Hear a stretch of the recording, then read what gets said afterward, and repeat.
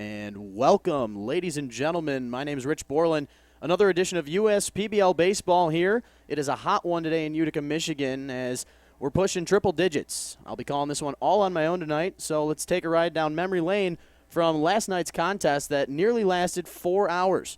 We saw so much action last night, but the story was the incredibly delayed comeback walk-off home run for Sebastian Diaz and the Eastside Diamond Hoppers when after the 8th inning, because of a city ordinance, we had to have our Xfinity fireworks presentation before we could conclude the baseball game. The fireworks continued after we turned the lights back on when Sebastian Diaz took a ball for a ride over the left field wall for our first walk-off hit of the 2018 season. Here's the call from last night. This ball hit a mile high into left. Is it going to end the game? If it's gone, it's gone. A walk-off homer for Sebastian Diaz. The Hoppers come back in a thrilling victory. We had to stop the game for fireworks, and Sebastian Diaz puts one over the left field wall. The Hoppers win their second straight and end it here in a walk-off fashion. The first of the season here in the USPBL. What a finish. So that was the call from last night. It was a long night, but in the end it was well worth it, especially for the Eastside Diamond Hoppers.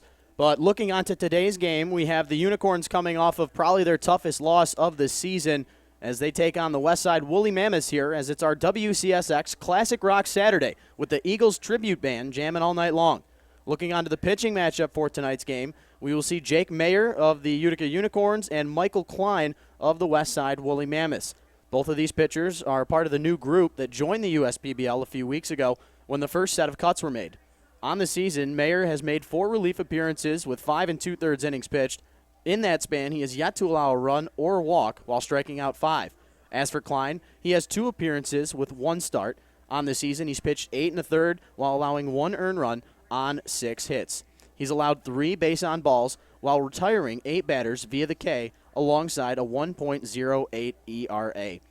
Mr. Mayer coming to us from Utah Valley University with the Wolverines. As a junior in 2017, he was named to the academic all-WAC team, started 15 games in the Saturday role, led the team with 86 innings pitched and held a 6.05 ERA, had a complete game 3-hit shutout against Inkiarte World, and won the WAC Pitcher of the Week after the complete game performance. He pitched a complete game against Grand Canyon as well, allowing 2 runs in a win. As for the Westside Woolly Mammoths, the starter, Mr. Michael Klein, on the season. Klein, like I mentioned, with an 0-0 record in that 1.08 ERA through 2 games, one of them being a start. He comes to us from the Mid-American Conference and the Ohio Bobcats. In 2016, when the Ohio Bobcats won the Mid-American Conference Tournament Championship, he made 19 appearances on the mound with 6 starts, going 3-4 with 38 strikeouts over 54 1/3 innings of work. He was also a hitter back in college, where he hit .208 with a .292 slugging percentage and had a .208 on-base percentage with 5 hits, including 2 doubles, to go along with the 2 RBIs and 3 runs scored. So not a lot of offensive showing numbers there for Klein, but we'll see how he does in the pitcher's role here tonight against the Utica Unicorns. But it looks as if we're just about ready to get underway here with the national anthem as the home team Unicorns starting lineup is finishing up down there on the field. I mentioned it's Mayer and Klein, the starting lineup for the Westside Woolly Mammoths, as we have a little bit more time here. Leading off, playing first base, number 25, Jackson Smith. Batting second, the right fielder, number 12, Ethan Whisker. Batting third, the catcher, number 20, Jake Barbie. Batting fourth, the designated hitter, number 10, Tyler Pagano. Batting fifth, the second baseman, number 2, Jalen Lawson.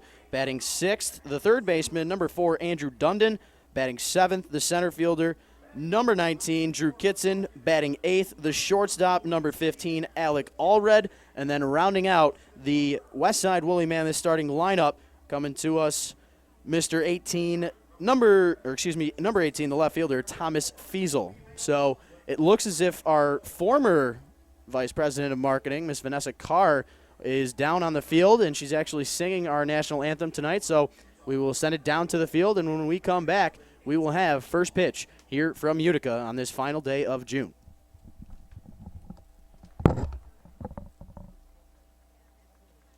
Ladies and gentlemen, we ask that you please rise, remove your hats. Veterans and active military may keep your caps on while rendering the hand salute as we honor America and our military with a singing of our national anthem, Performed this evening by the Michigan First Credit Union's own Vanessa Carr.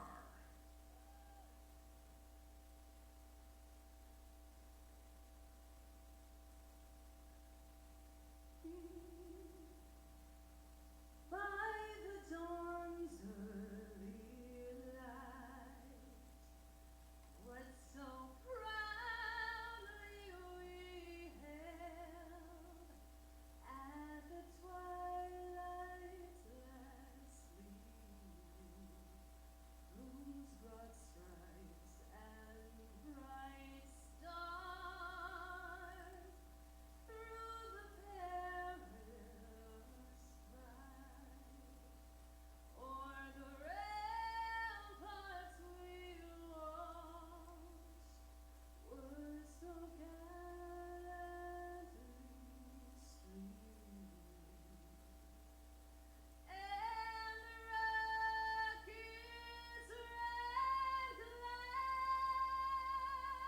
the bombs bursting in air, gave proof through the night that our flag was still there. Oh, say does that star-spangled banner yet wave o'er the land of the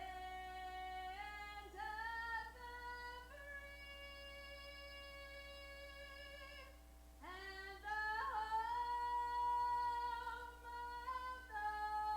of the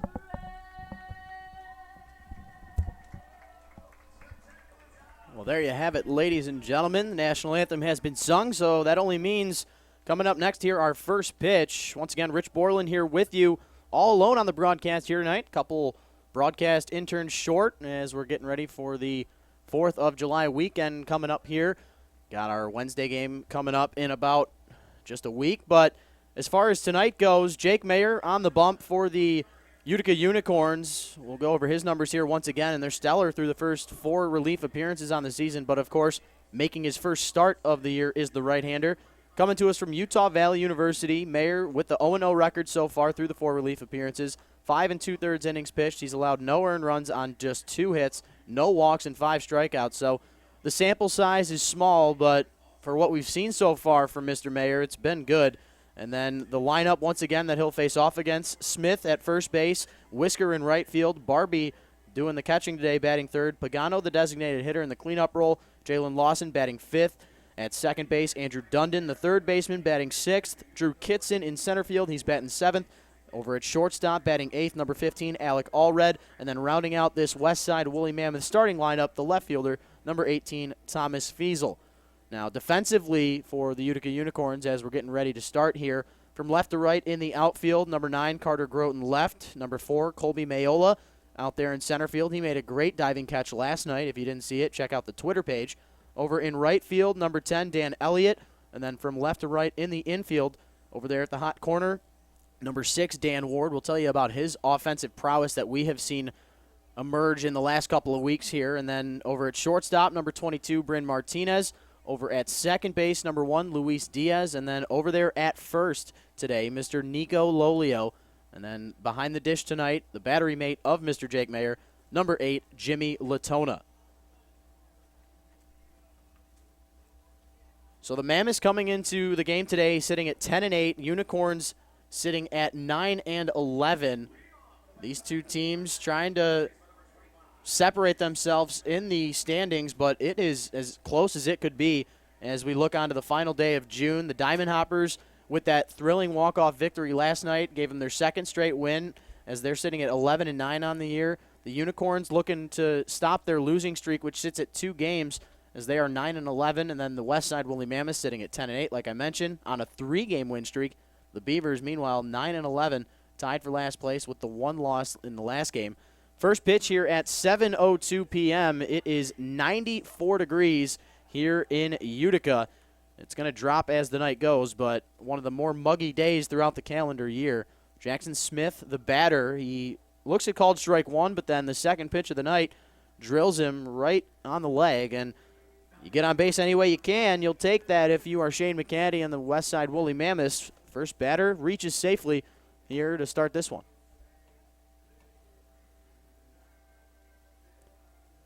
So 1 on, nobody out to start the game. Not ideal if you're Mayer. Hopefully the kinks will get worked out as we go. Whisker, meanwhile, the batter, coming up to the plate, looks at called strike one, and there's not enough things to say nicely about Mr. Ethan Whisker, the right fielder. Fourth in the league in RBIs with 15. Went over 2 in the game on Tuesday, the last time the Mammoths had played a game. That was in a non-public appearance against the Eastside Diamond Hoppers. Whisker on the 0-1 pitch looked to be a changeup there from Mr. Mayer. Whisker was 2 out in front of it, rolls it over in foul territory down the third base line. So a good start here in this at-bat against Whisker if you're Mayer. Whisker, like we mentioned, a .328 batting average. It's up there in the league here as he is just second behind the Hoppers' Josh McAdams. A slider, 90 miles an hour, missing away. A lot of cutting action on that pitch. I mentioned Mayer coming to us from Utah Valley. Started 15 games with them out there on the west side of the country as he has moved his way over to Michigan. Whisker, meanwhile, on the 1-2 pitch, stays alive, fouls it off, and he'll see at least one more here. Sun beaten down on the field here at Jimmy John's Field. Last night's contest lasting just under 4 hours as we had to take a quick break to get the fireworks underway, and then came out back, lights turned on, and there was still baseball to be played, and it's a good thing we finished it as the Hoppers come back from down 2 and put up a 5 spot in the home half of the 9th inning. This ball popped up. It gets out of the way of the field of play as it bounces off of the top of the visiting team's dugout over there where the Westside Woolly Mammoths stay. Mentioned Nico Lolio out there at first base today. We have not seen him play all that much as of late. Part of the reason he was over in Switzerland playing in that job swap television show where he, as well as Jack Kraft of the Eastside Diamond Hoppers, went to go play Hornussen, a sport over in Switzerland, where I'll talk about that in a little bit, but almost overrunning that ball right there was Colby Mayola. He ends up making the catch with the leather, but that was a tough route to take. He ends up figuring out he needs to stop his tracks and ends up making the catch on that line out. 1 out here for the Corns. Whisker is retired, and now Jake Barbie stands in. Jake Barbie coming to us from Statesville, North Carolina, batting .220 on the season, but he's coming off a really good game back on that non-public game on Tuesday. How about this? 3 for 3 with a double, 2 singles, and a hit by pitch. And shockingly, even though he had those 3 hits, got on base every time, he did not come in to score at all, even though the Mammoths did, in fact, take down the Hoppers. Fastball, outside corner over there at 88 miles an hour. Barbie looks at called strike one to begin this at-bat. Like I mentioned, Barbie with that .220 batting average to start the season. Barbie has been playing a lot of first base in the last couple of games for these Mammoths, but has turned into the catcher for tonight's game as this ball is fouled off and out of play it goes. Barbie quickly down in the count, 0-2. But Barbie on the year, 9 hits in 14 games, 5 runs scored, 3 doubles. So a third of his hits are for extra bases. 7 RBIs, 10 walks, 9 strikeouts. He's down in the count here, 0-2, so he'll have to protect and try and take something the other way. Mayer sets, delivers. That ball hit on a line out to right field. It's going to get through. Picking it up out there is Dan Elliott, and a single there for Barbie. Puts runners at first and second here with 1 out. Good piece of hitting right there from Barbie. The bat continues to stay hot. And that'll bring up another one of those hot bats for these Westside Woolly Mammoths. Mr. Tyler Pagano leads the team with 4 home runs, which is also good enough for the league lead. Of course, he's tied with a couple other players. He also has the team lead with 16 RBIs, which is good enough for third here in this USPBL. Pagano has really shown his offensive prowess as he looks at called strike one to begin this at bat. His first couple of games on the year, he had rotated from first base, right field, but he has found a home as the designated hitter. Even though his batting average sits at just 240, he has been hitting the snot out of the ball as of late. Looks at called strike two on the outer part of the plate, and he did not really like that call. A lot of hitters in last night's game were on the favorable side of the strike zone as there were 21 walks thrown. Not something you see every day, but the strike zone was getting squeezed a little bit last night. Not so much in this at-bat to Pagano. After looking at two straight, he swings at the third, and that's good enough for out number two here with 2 men on. So now Jalen Lawson coming up to the plate. Lawson, as we pull up his stats on this season, the starting second baseman, your everyday third baseman with these Westside Woolly Mammoths. Lawson coming to us from Troy, Alabama with these Mammoths. He's an aggressive hitter, likes to swing early and often, does not swing at the first pitch he sees. And already one thing that I've noticed, Mayer has been working that outside corner, and the home plate umpire, Mr. Troy Hudson, is giving it to him. So if it ain't broke, don't fix it. Stay over there. And then now inside, he comes with the slider. Jalen Lawson tilts the head as if it's our good friend JJ, the field general, looking at a treat, but he was not appeased with that one. Looks at the called strike inside, so Mayer doing a good job to split the inner and outer thirds to start here against Lawson.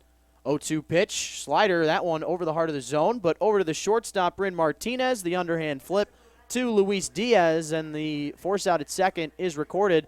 Mammoths get a couple of singles, a single and a hit by pitch here in the top of the first, but can't get any runs out of it. We head to the home half. Unicorns coming up to the plate. You're watching the USPBL YouTube channel.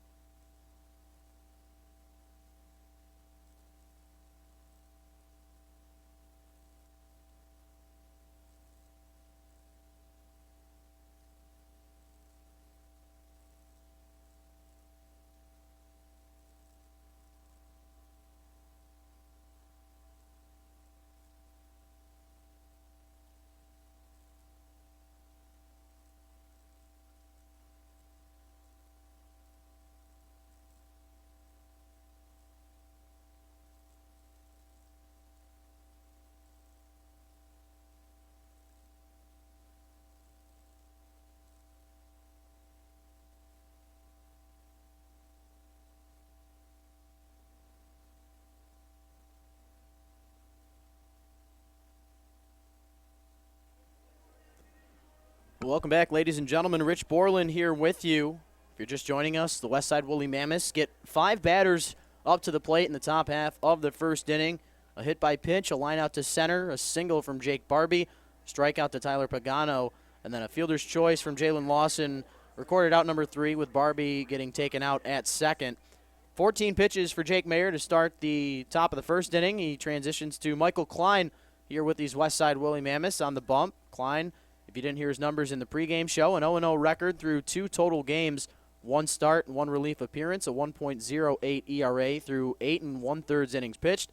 He's allowed just 1 earned run on 6 hits while throwing 3 base on balls to 8 strikeouts.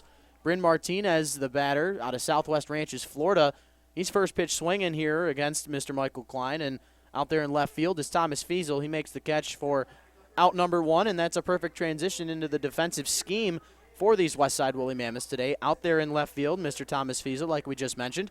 Out in center, Drew Kitson. Out in right field, Ethan Whisker. And then from left to right in the infield at the hot corner, Andrew Dundon.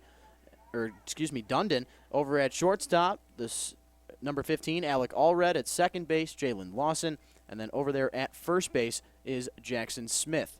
The battery partner with Michael Klein behind the dish tonight is Jake Barbie. And the man standing at the plate now from Garfield Heights, Ohio, Mr. Dan Ward, he has been on an absolute tear, probably the hottest hitter as of late here in the USPBL as he looks at ball 2, back-to-back misses from Michael Klein. But on the season, Ward with a .303 average.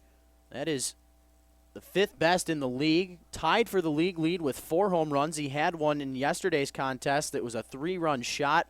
He was 2 for 3 as he had a single as well and 4 RBIs to his credit, and also came in to score, of course, on that home run. Second in the league with 17 RBIs. I mean, there's just not enough that you can say about this young man. But looking at called strike 2, quickly fighting back in this count is Michael Klein, the Ohio University Bobcat, coming to us in his second start with the Westside Woolly Mammoths. He kicks, delivers, fastball back up the middle. It'll be a tough play for the shortstop, and in fact an impossible one. Allred dives and tries his best, but Ward finds a hole and reaches base safely with the 1-out single. He continues to just attack opposing pitching, and he was the beer batter of the game, which means there's $5 craft beers in the Short Hops Beer Garden down the left field line, just one of the many promotions we do here during our games at the USPBL. And Ward over there on first base with the 1-out single. He now gives way to the left fielder, number 9, Carter Grote. Grote on the season with these Utica Unicorns batting .299, just under Mr. Ward, as they are respectively 5th and 6th in the league with the batting average. Not only that, but Grote's tied for 4th in the league with 13 RBIs. In last night's game against the Hoppers, he went 1 for 5 with a single and also struck out once. Grote ready for the 1-0 offer. Hits a high fly ball. Looks like it'll stay in the park, but will definitely be too far out of the way for both Jackson Smith and Ethan Whisker to get to. A lot of open area and foul territory. We talk about it a lot on the broadcast, where it's sort of reminiscent of the Oakland Coliseum, where the Athletics play, of course.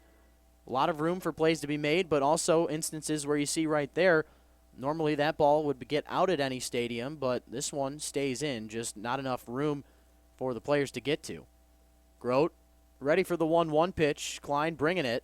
Breaking ball at 80 miles an hour, misses the zone away. Good eye from Grote to lay off of that one and bring the count into a favorable hitter's count. Through the first couple of innings, we'll see the shadows start to creep up as there's a lot of issue for batters when they have to face off against these starting pitchers through the first couple innings with that change from the sunlight to the shaded area.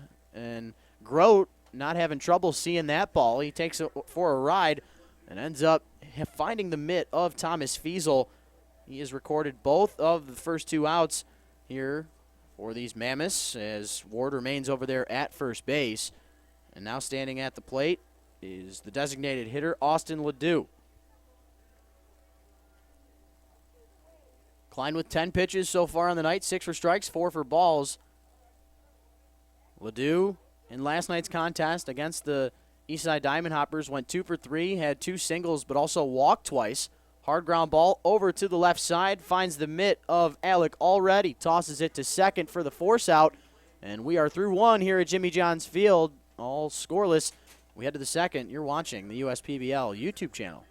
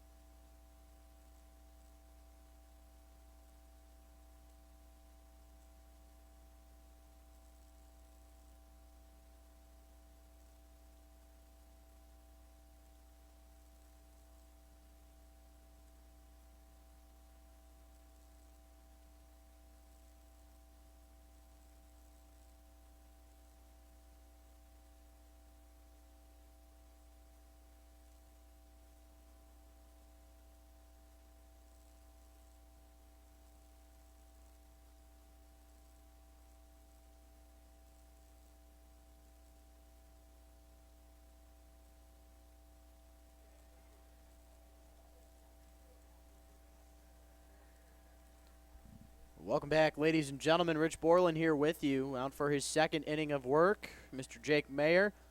Mayer with a decent first inning. Had 14 pitches thrown to 5 batters. Allowed the 1 hit. Hit a batter as well, but a couple of runners left stranded on the base pass. No runs coming to score, and as long as you can do that, your company will be happy. It'll be Andrew Dundon, Drew Kitson, and Alec Allred to start this second inning. First pitch thrown to Dundon, missing inside. Dundon, in Tuesday's non-public game, went 3 for 4, had a home run, a single, a double with 3 RBIs, just a triple short of the cycle. And this starting lineup for these Westside Woolly Mammoths, the exact lineup that was the same on Tuesday. So if it ain't broke, don't fix it. And the Mammoths, coming into today's game, they have won their last 2, or excuse me, their last 3, even hotter than I expected. Dundon, meanwhile, has looked at 3 straight pitches. None of them have hit the strike zone, so a good eye up there at the plate to begin this second inning, as Mayer will try and fight back in this count. But if he can't, he'll allow the leadoff man to reach base safely through the first 2 frames. 3-0 pitch, fastball, right down Broadway, called strike 1. So staying alive in the count is Mayer.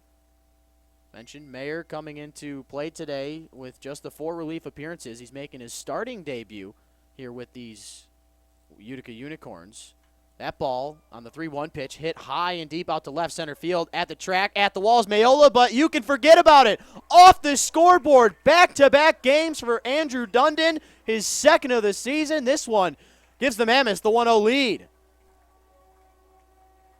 An absolute shot right there from the starting third baseman for these Westside Woolly Mammoths, and I believe he has found a home. Couple of home runs in his last 2 games. Really good stuff right there from Dundon. So the leadoff home run for the Mammoths put them up 1-0 here in this second inning, and that's what happens when you get down in the count. You leave it up to a 3-1 count as you fight back, and you leave one right down the middle, and Dundon takes full advantage of it, knocking off of that Budweiser sign out there in left field. Drew Kitson, meanwhile, looking at a ball that misses the zone away. That slider nowhere near the zone. Kitson on the season does have 1 home run, just a .211 average. He started the season in center field and played most of his games there, but he had a little bit of time where he had played the hot corner for, I believe it was 2 games in the middle of the season, but I believe that Shane McCaddy and everybody has figured out that he's quite the good center fielder. You remember a couple of weeks ago where Kitson had that SportsCenter top 10 play where he had robbed a home run of Spencer Ibarra of these Unicorns. 2-0 pitch, called strike 1 on the outer part of the plate. Brings this count to 2-1. Kitson coming to us from Wentzville, Missouri. It's a hard ground ball. It hops down that left field line, And as I noticed it, there's that bullpen gate open down the left field line. Not sure if it would make a difference, but the last thing you want to see is a player, run into it if they're trying to make a play. Kitson, meanwhile, with that foul ball, brings this count to 2-2. Sun continuing to beam here down on Jimmy John's Field in this hot summer sun. Kitson holds off on the 2-2 slider. Looked good from up here, but that one must have missed just low, and the count is rung full here for Kitson. Kitson in the Tuesday game against the Hoppers went 1 for 3 with a double and 2 walks. He won't walk here. He hits a hard ground ball over to the left side, past the diving Dan Ward, but Bryn Martinez there to back him up and throw the ball to first, where Nico Lolio will catch it on the hop. An all-around good play right there. A nice backup from Martinez, and then a good scoop from Lolio retires the batter, Kitson, in time for out number 1. The 6-3 putout is recorded, and now Alec Allred will stand in with 1 out.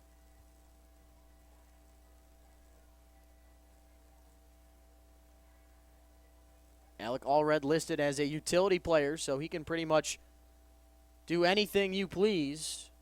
First pitch he sees, 87 miles an hour, high and in.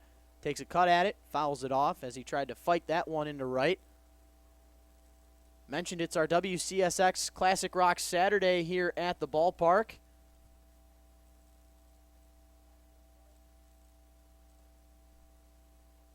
This ball in on the hands once again of Allred, and that swing seeming a little hesitant as Mayer continues to pound that inside part of the zone, and you can tell clearly it's making Allred a little bit uncomfortable. So I would assume that might have been even a setup pitch there for Mayer. I'd be shocked to see him do anything other than throw a slider away to force Allred to chase after one. Or maybe he'll try and stay inside on him. It's been working so far. Plenty of options Mayer can go to. Just goes to show you how hard it is to succeed in the batter's box in this great game of baseball. The fastball right around 90 miles an hour, missing the zone outside. Count 1-2 on the batter. Coming to us from Ramseur, North Carolina. Breaking ball swung on and missed. Held on there by Jimmy Latona behind the dish, and that is strikeout number 2 for Mayer. He records out number 2, the same as he did in the first inning. Leadoff home run from Andrew Dundon has given the Mammoths the 1-0 lead, but since then, a good job by Mayer to get the ground out and then the strikeout here with 2 outs.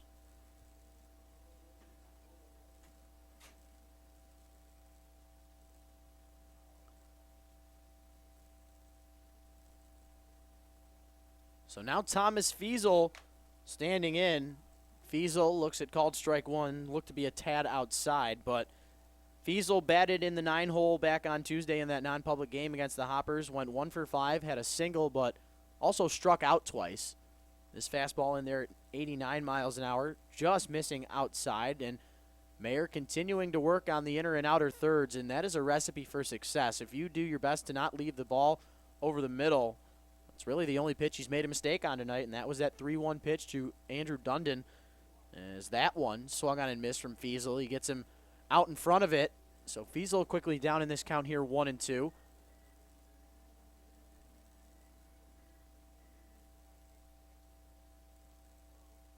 Wind blowing out towards center field, and with the weather, how hot it is, I was down on the field watching batting practice, and a lot of baseballs were leaving the park. You wonder how many we will see here tonight. We had 5 home runs in the game back on Thursday. This one, a nice play, throwing it on the run. Luis Diaz records the out and retires Fiesel, but the leadoff home run from Andrew Dundon have given the Mammoths the 1-0 lead. We're through an inning and a half here at Jimmy John's Field on our WCSX Classic Rock Saturday. When we come back, we'll have the home half of the second. Mammoths out in front 1-0. You're watching the USPBL YouTube channel.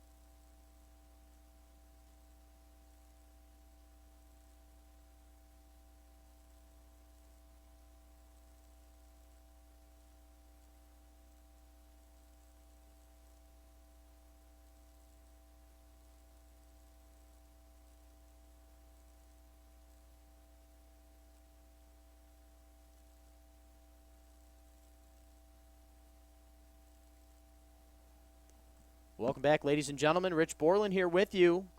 Westside Willie Mammoths with a 1-0 lead as Andrew Dundon started the offense here tonight with a leadoff home run to start the second inning off on a 3-1 pitch that he took for quite a ride that knocked off of our scoreboard out there in left center field. Leading the way here for the Unicorns to start the home half of the second inning, it's Dan Elliott, the right fielder. Jimmy Latona due up on deck, and Nico Lolio in the hole. As Elliott has looked at 2 straight out of the zone to start off this at-bat. Looks at a called strike as this count brings it to 2-1. Elliott in last night's game coming off of a tough night. 0 for 5 with 3 strikeouts, but the beauty of the game, there's always tomorrow, and Elliott, as he swings and misses at the 2-1 effort, will try and not continue what he had last night with those 3 strikeouts. That was the most anybody had in the game. 2-2 pitch, 80 miles an hour, misses the zone high and away. You could tell that one just getting away from Klein, as that one he had released just a tad early. As that one did not really follow through. Payoff pitch. He does fall through this time. That one in on the hands of Elliott. He fouls it off and hits it near the first base side.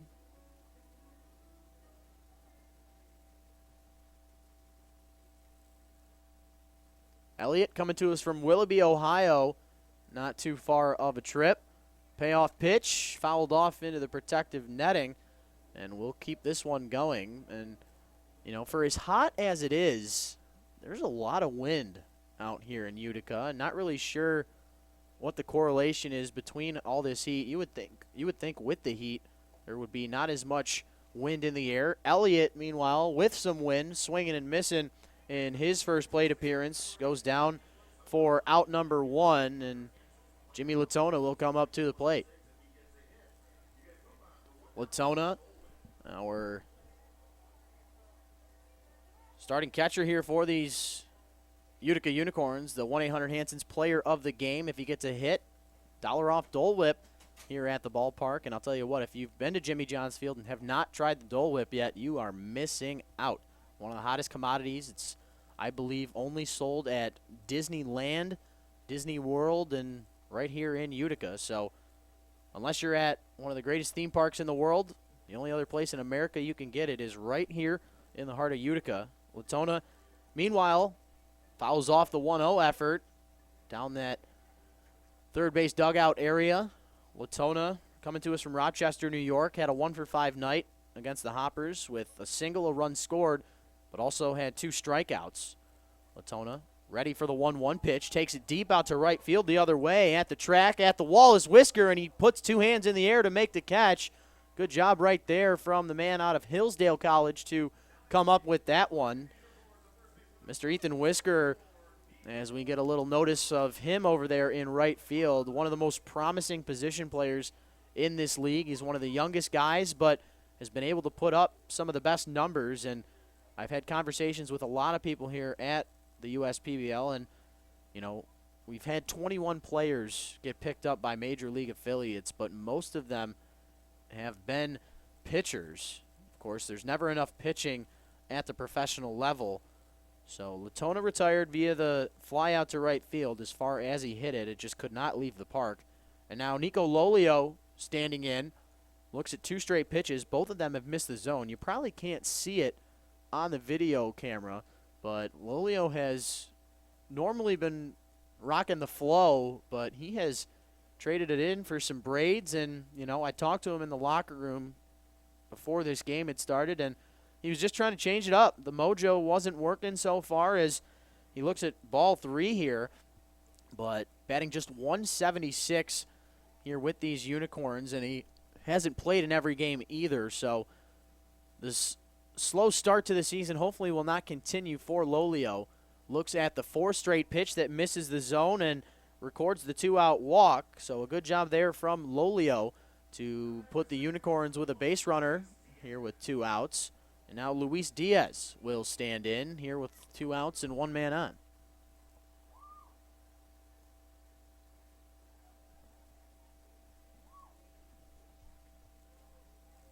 So Luis Diaz, like Nico Lolio, the only 2 batters in this Unicorn lineup that was not in the game last night. Luis Diaz coming to us from Miami, Florida on the season. Diaz not with a ton of example to look at as he's playing in just his 8th game of the year, but just 2 hits and 18 at-bats. He does have 2 runs scored, 2 walks as well, but 8 strikeouts, no stolen bases. He will try and turn his numbers around today, and he, on the 0-1 pitch, looks at a called strike, the slider that bends in right over the heart of the plate.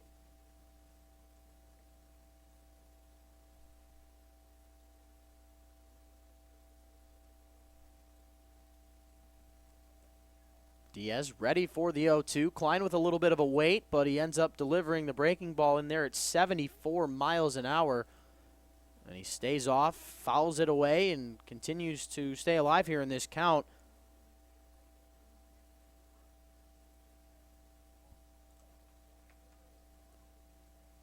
Diaz looking for his 3rd hit of the year and trying to keep this 2nd inning alive for the Unicorns. Klein, not if he has anything to say about it. Fastball inside. You saw Klein walking off the mound ready to head back to the dugout as he thought he had called 3rd strike, but instead, the fastball missing just inside.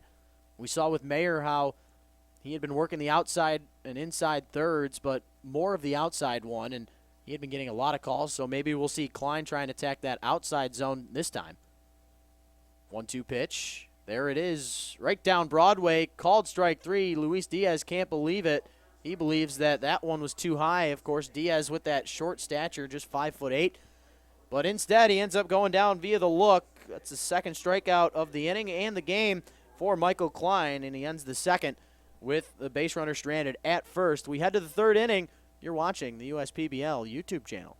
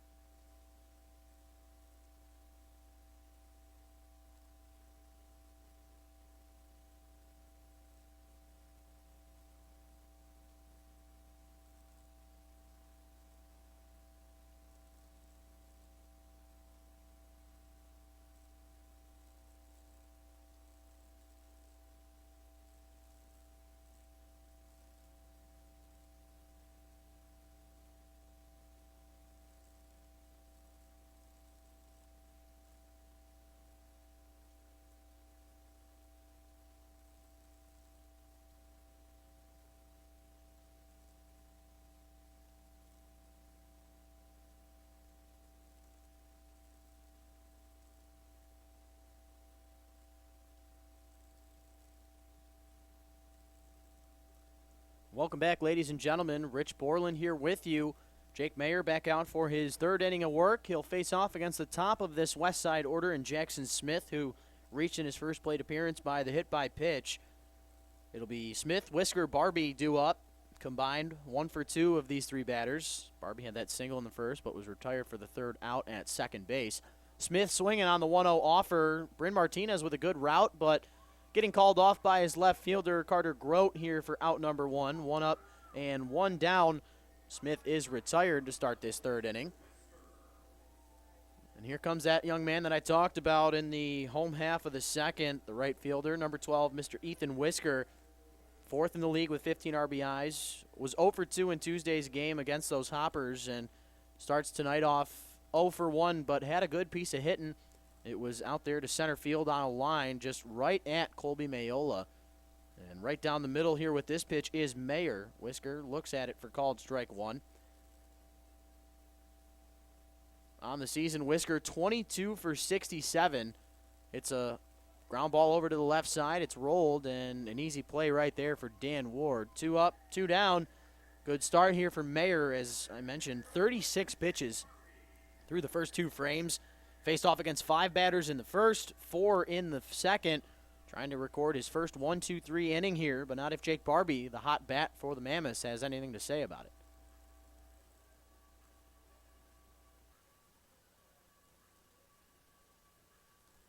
So Whisker 0 for 2 so far. Barbie trying to keep his night perfect. Not only his night, but all around just his last 8 at-bats. Mentioned he was 3 for 3 in the game on Tuesday, and he's 1 for 1 here tonight. Had the double, the 2 singles, also reached on a hit by pitch in that game on Tuesday, and the numbers just continue to climb here for the man out of Statesville, North Carolina. This ball getting away and out of play down the left field line. Barbie fouls off the first pitch he sees.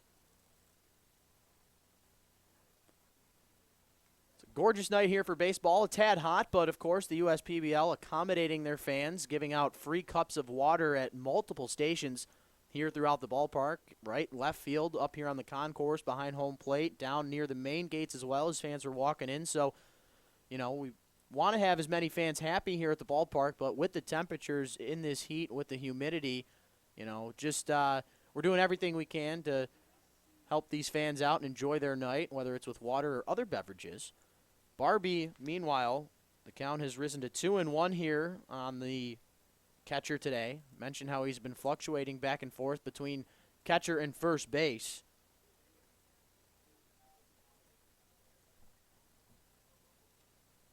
Of course, getting the nod off from catching tonight is Smith, who's over there at first base. But Mayer doing his job as the pitcher, fielding his position, picks up the slow ground ball and retires Barbie with the put out at first base. A 1-2-3 inning for the Mammoths. In the top of the third, we head to the home half. They lead it 1-0. You're watching the USPBL YouTube channel.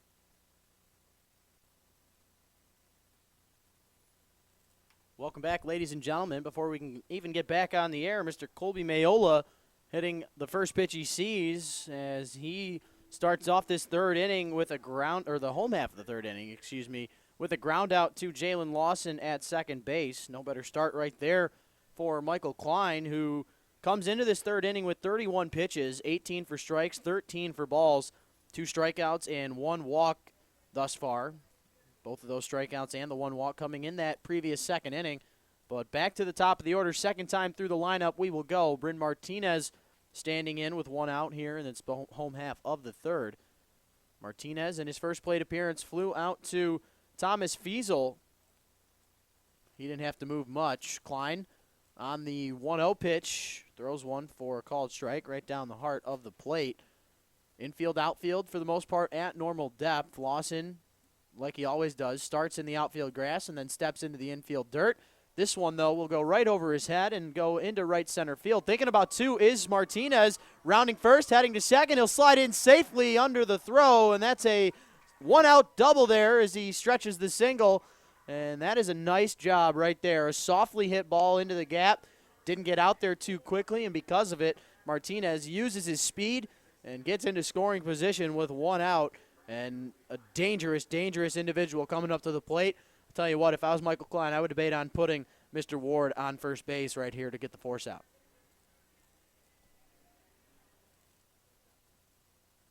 The beer batter of the game, of course. Ward already 1 for 1 with the single. He has been on a tear as of late, coming into play tonight with that .303 average. Good for 5th best here in the USPBL. Rolls over the first pitch he sees at 79 miles an hour as Klein, instead of going away from Ward, goes right at him. And I'll tell you what, I love the confidence and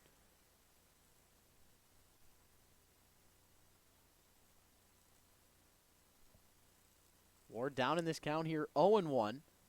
Shadow's starting to make a presence, not at home plate, but closer to first base now. This ball, outer corner, called strike 2. Perfect paint job there from Michael Klein. And I mentioned the shade starting to go over towards that first base area.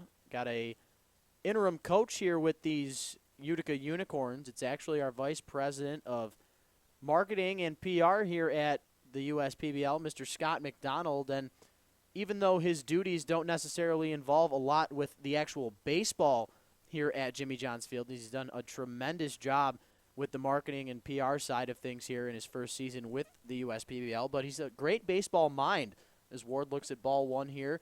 Former Henry Ford Community College stud, where he had been back in 1994. That was the year that I was born, so I'll have to joke with Scott on the age difference there. But he had been a dominant man on the mound as well as at the plate, led his team in the Triple Crown categories in his time at Henry Ford, and he actually transitioned into playing professionally for a men's league. And in his time there, in a semifinal game, he threw a complete game performance, and his team went on to win the championship. As I take a look, it was the Men's Adult Baseball League. It's the 25 and up, and he, in 2012, helped the St. Thomas Waves in the Virgin Islands to a World Series championship, earning MVP honors, like I mentioned, with that shutout in the semis, leading that team with batting average, home runs, and RBIs. He continues to play for the Detroit Tigers, let's try that again, the Detroit Dodgers in the Men's Senior Baseball League and the St. Clair Shores Redbirds. So that man cannot get enough baseball, and we got to give the respect right there, as he has done quite a bit here with us at the USPBL in his short time here. But he's doing the duties, filling in for Jim Essien, the manager of these Utica Unicorns. He's also the manager of the Greek national team, and, of course, with them as we speak. So Essien, with missing a little time here at the USPBL, Mr. Scott McDonald filling right in, feeling right at home. Sure, he's having a blast out there coaching these Corns here today.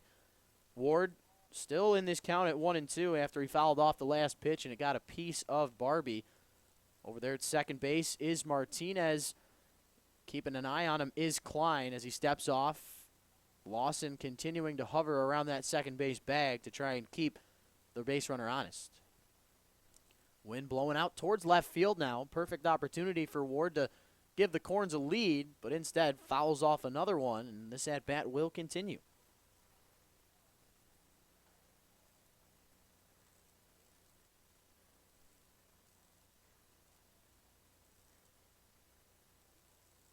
Ward, like I mentioned, coming to us from Garfield Heights, Ohio.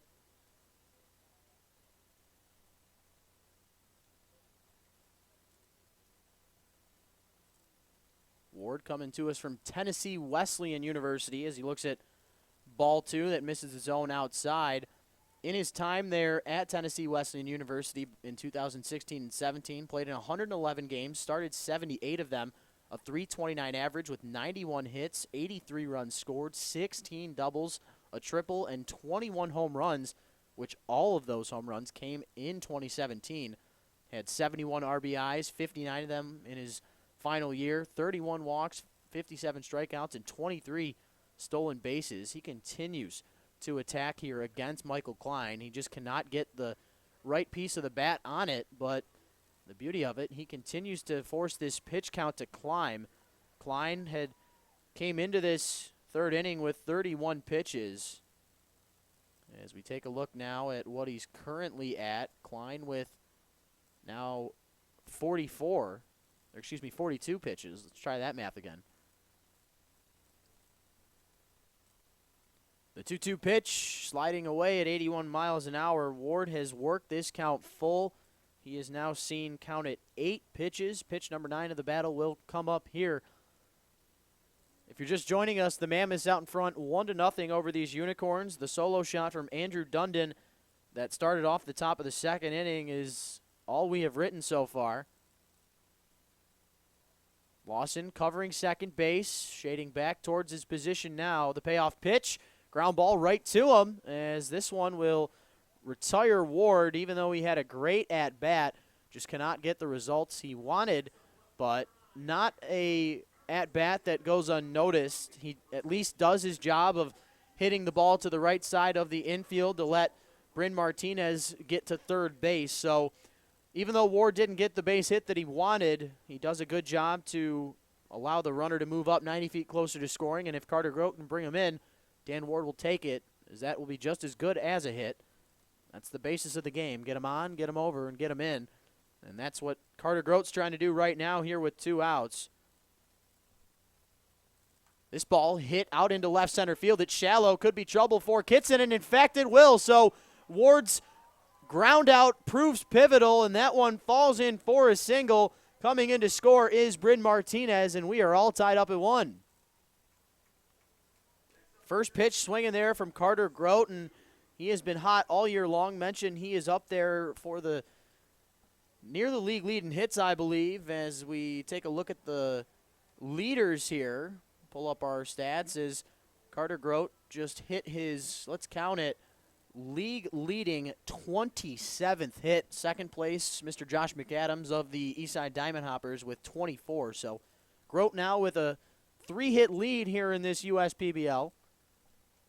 He is not a tall individual, as this pitch to Austin Ledoux swung and missed.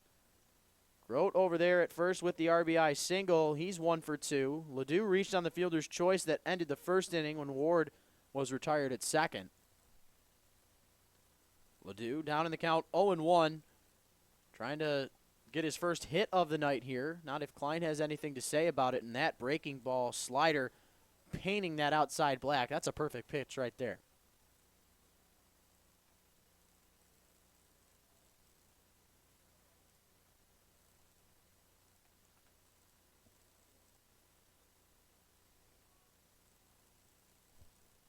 Grote over there at first. Klein trying to retire Ledoux on 3 straight pitches, and in fact he will. The swing and the miss records the 3rd strikeout of the night for Michael Klein, and the Unicorns strand a base runner, but do get the run in to tie this game up. We are knotted up at 1 through 3 innings here at Jimmy John's Field. Head to the 4th. You're watching the USPBL YouTube channel.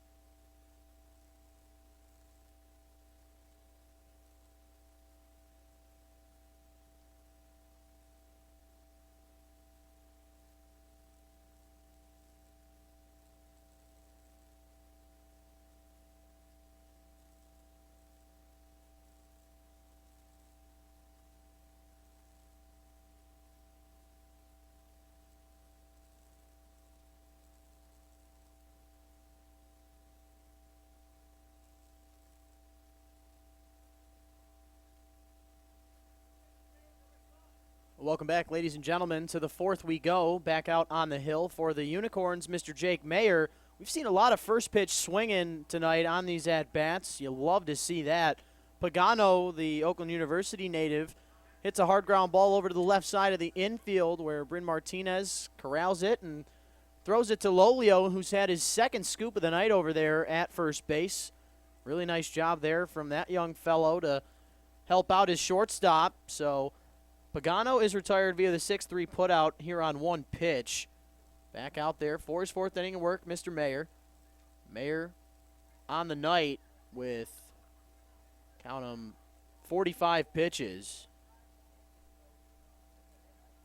So he had 44 through the first three frames, had his first 1-2-3 inning in the previous third. This ball popped up high in the air and not on the ground, but in the air. Bryn Martinez records the second out, so he's staying busy over there. Lawson is retired. 2 up and 2 down. Lawson 0 for 2 on the night with that pop out to shortstop and the reach on the fielder's choice that ended the first. But here comes Andrew Dundon. What a start he has had this season. This one, a slider called for a strike on the outer part of the plate. Dundon with the home run that led off the second inning, gave the Mammoths the early 1-0 lead before the Unicorns could muster up a run on those not back-to-back hits, but Martinez with the double and then Grote with the 2-out RBI single drove in Martinez. Dundon looks at ball one to even this count up at 1-1, but Dundon 5 for his first 14 with the 2 home runs. Already 6 RBIs now with the solo shot here today. Pitch missing the zone, and now the count 2-1 here on Dundon. And you got to be careful if you're Mayer. The last time that Dundon was up at the plate and hit that home run was, in fact, on the 3-1 pitch. So for the second time tonight, Dundon has worked the count favorably here in this 3-1 count, and we'll see what Mayer can do here this time around.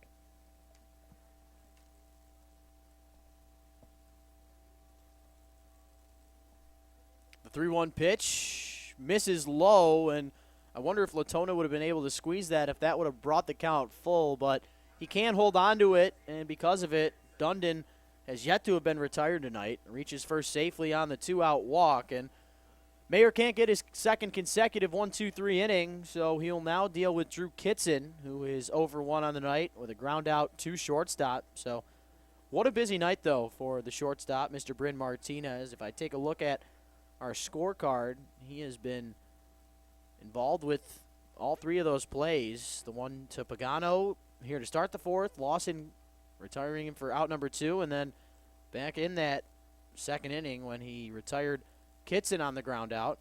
Kitson goes down in the count here early, 0-1. Over there at first is Dundon. That one just missing outside and evens the count up at 1-1. Alec Allred on deck. He's 0 for 1 with a swing and miss strikeout. Kitson with 12 hits on the season. Looks at a called strike on the outer part of the plate. Brings this count to 1-2. And comparing to last night's contest where I mentioned we had 21 walks thrown combined between the two teams, this strike zone a whole lot bigger than last night's game. Wind continuing to bellow out towards left field. This ball hit to the left side of the infield. Dan Ward picks it up, throws it to first, and retires Kitson for the third and final out. The Mammoths strand the base runner. Dundon out there as Kitson is retired. We head to the home half of the fourth. All knotted up at 1. You're watching the USPBL YouTube channel.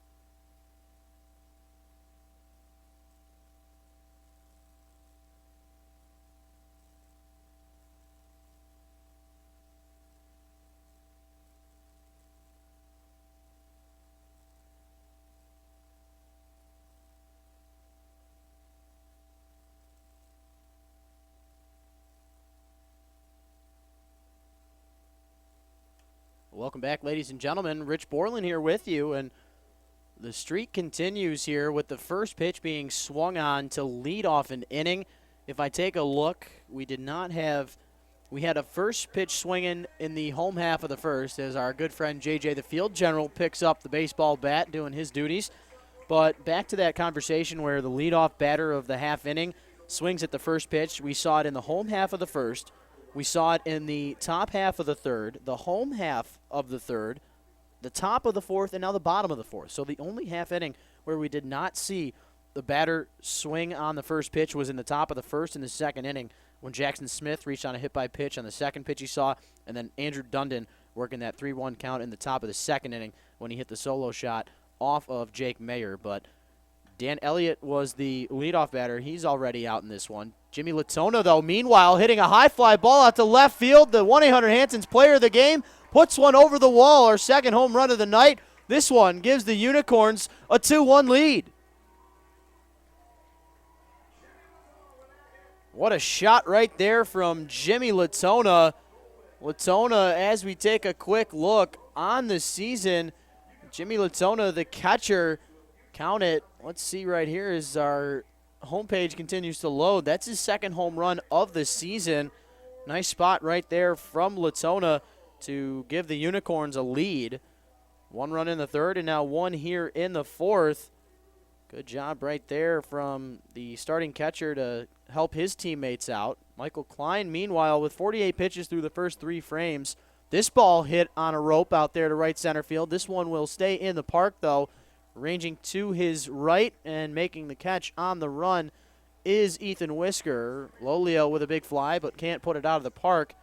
And he's retired for out number 2.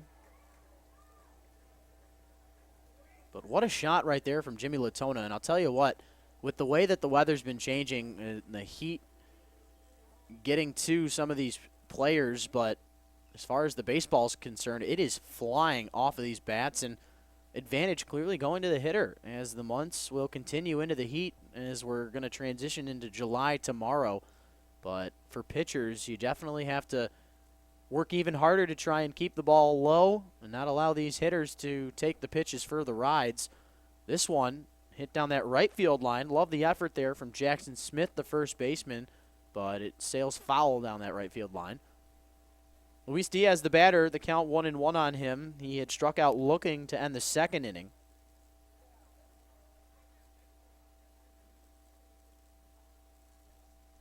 But that's a good sign for Jimmy Latona, who had been batting just 183 coming into play today.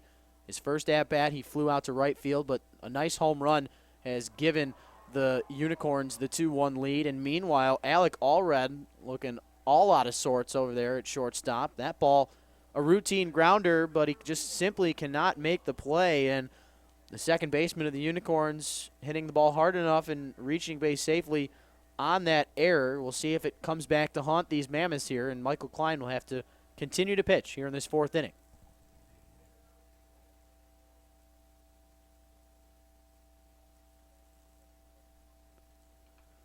So Klein continuing to work. He'll face off against the number 9 hitting Colby Mayola.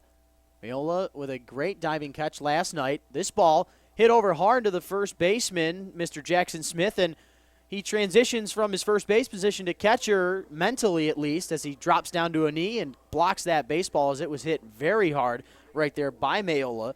And he ends up continuing the play and recording the third and final out of the fourth inning. But the Unicorns get their second run and have the 2-1 lead as we head to the fifth. You're watching the USPBL YouTube channel.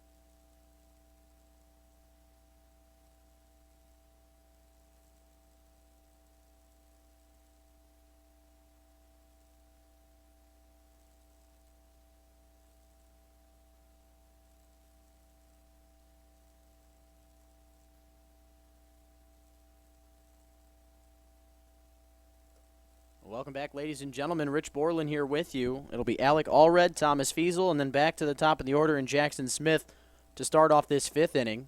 Unicorns out in front 2-1. They got an RBI single from Carter Grote in the third, and then a solo shot just in the home half of the fourth inning from Jimmy Latona. And that's where we sit as of right now.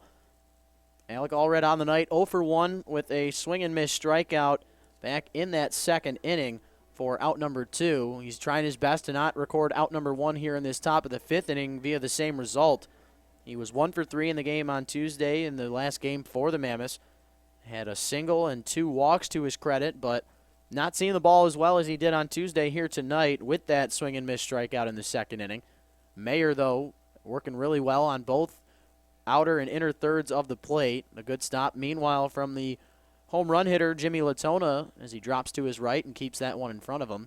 You know, nobody on the base pass, so it doesn't necessarily matter, but practice makes perfect, and when you're out there, you're not necessarily just thinking. You're sometimes reacting, as that one getting away from Jake Mayer, and Allred has to get out of the way as this one almost gets a piece of him. Count even here at 2-2. The 2-2 pitch to Allred fouled off and gets a piece of Latona, so Allred stays alive, at least for now. Jimmy Johns Field right in the heart of Utica. As you might be able to hear in the background, a fire truck driving past us here on Auburn Road. Jimmy Johns Field located right in the heart of downtown Utica off of M59, right near Van Dyke here in Michigan. 2-2 the count on Allred. He continues to fight after going down in the count 0-2. Hits a hard ground ball over to the left side. Won't be an easy play for Bryn Martinez. And another scoop almost there for Nico Lolio. And instead, it ricochets and actually gets a piece of Allred. Not sure where it hit him, but he is down and in some pain.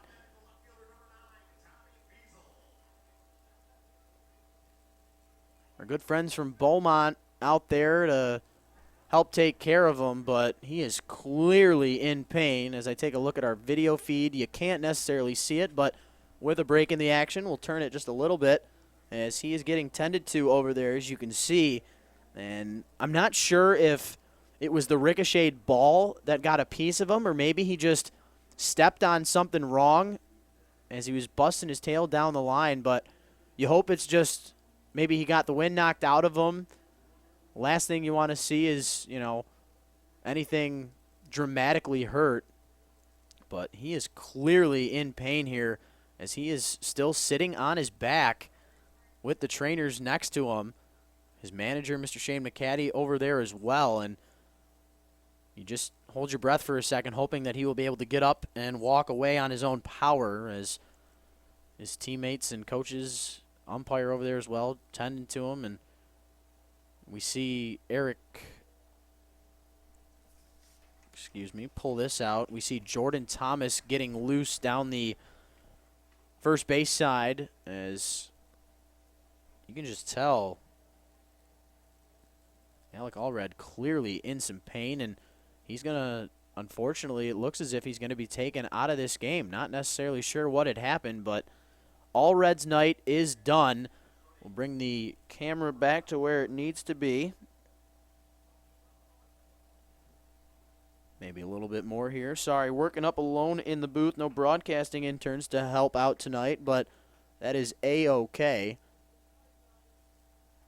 But looks like we're ready to get back into the action here. Runner now at first base is, in fact, Jordan Thomas. Jordan Thomas had missed some time and was injured.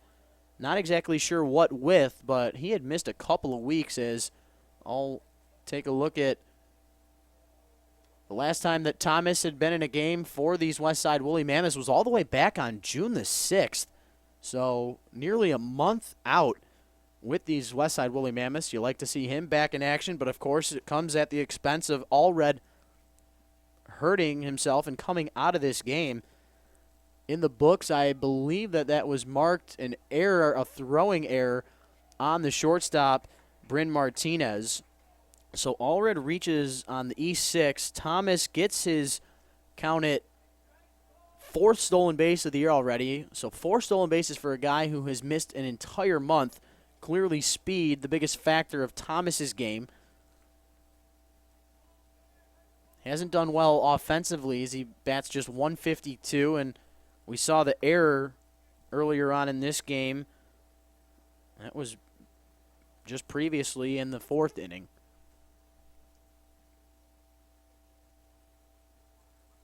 Still nobody out here. Jake Mayer continuing to work.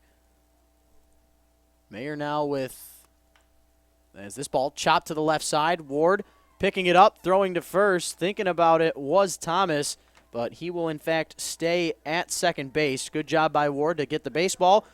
Pause for a second. Keep Thomas honest over there at second base, and Fiesel is retired here for out number 1. Second ground out of the night for the Northwestern alum. And we go back to the top of this order. 3rd time around now for these Westside Woolly Mammoths is Jackson Smith 0 for 1 on the night with a fly out to left and reached on the hit by pitch that started this baseball game off. But since that hit by pitch, we have seen a really good outing here from Jake Mayer, the Utah Valley University native. This ball missing the zone, low and away. Jackson Smith coming to us from Salem, Oregon, batting .244 on the season, 11 for his first 45 at-bats. Does have a home run and 10 RBIs to his credit. But up here in this leadoff role, if he's not at first base, he's catching. This hit-and-run opportunity, getting to third base, is Thomas, but he'll have to retreat. That ball hit high and deep out to right field where Dan Elliott makes the catch, but that one just about 10 to 15 feet short of being a 2-run home run.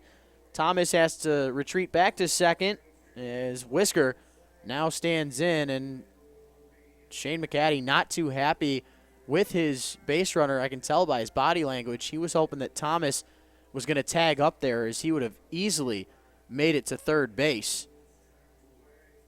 That's a tough break right there for the Mammoths, not allowing that out to be helpful in allowing the runner to get 90 feet closer to scoring. And I'll tell you what, if Ethan Whisker gets a base knock but cannot bring in the run, as you got to like the effort there from Mayer to try and throw to third base and see if Thomas did in fact step on third before he had retreated, but nothing doing there from the umpires. So the top of the 5th will in fact continue. Mayer with 68 pitches, 44 of them for strikes, and pitch number 69 called strike 1 here on the outer part of the plate to Ethan Whisker. 2 outs on the board, 1 man on. Mammoth trying to tie this one up or take the lead. Whisker does have 1 home run on the year as he's 22 of 67 coming into play today. 15 RBIs on the season. That is good enough for 4th in the league. But Whisker still trying to get his first hit of the night. 0 for 2 with a line out to center and a ground out to third. He's got 2 strikes on him now as he'll have to try and protect, maybe sit on a pitch and try and go the opposite way with it. The center fielder, you see, Colby Mayola, shaded towards left field as Whisker is definitely known more as a pull hitter. He looks at a ball in the dirt. It gets away from Latona, and getting to third is Thomas. So the base running blunder does not affect Thomas. He in fact does get to third, just not the way that McCaddy would have hoped for. So we'll see if Whisker can take advantage of it here now that he's worked the count to 1 and 2.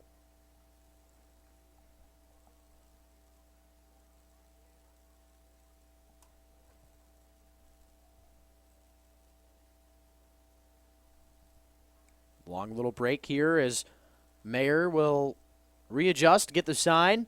The 1-2 pitch to Whisker, slider in the dirt once again. Nice stop from Latona this time to not allow Thomas to get towards home.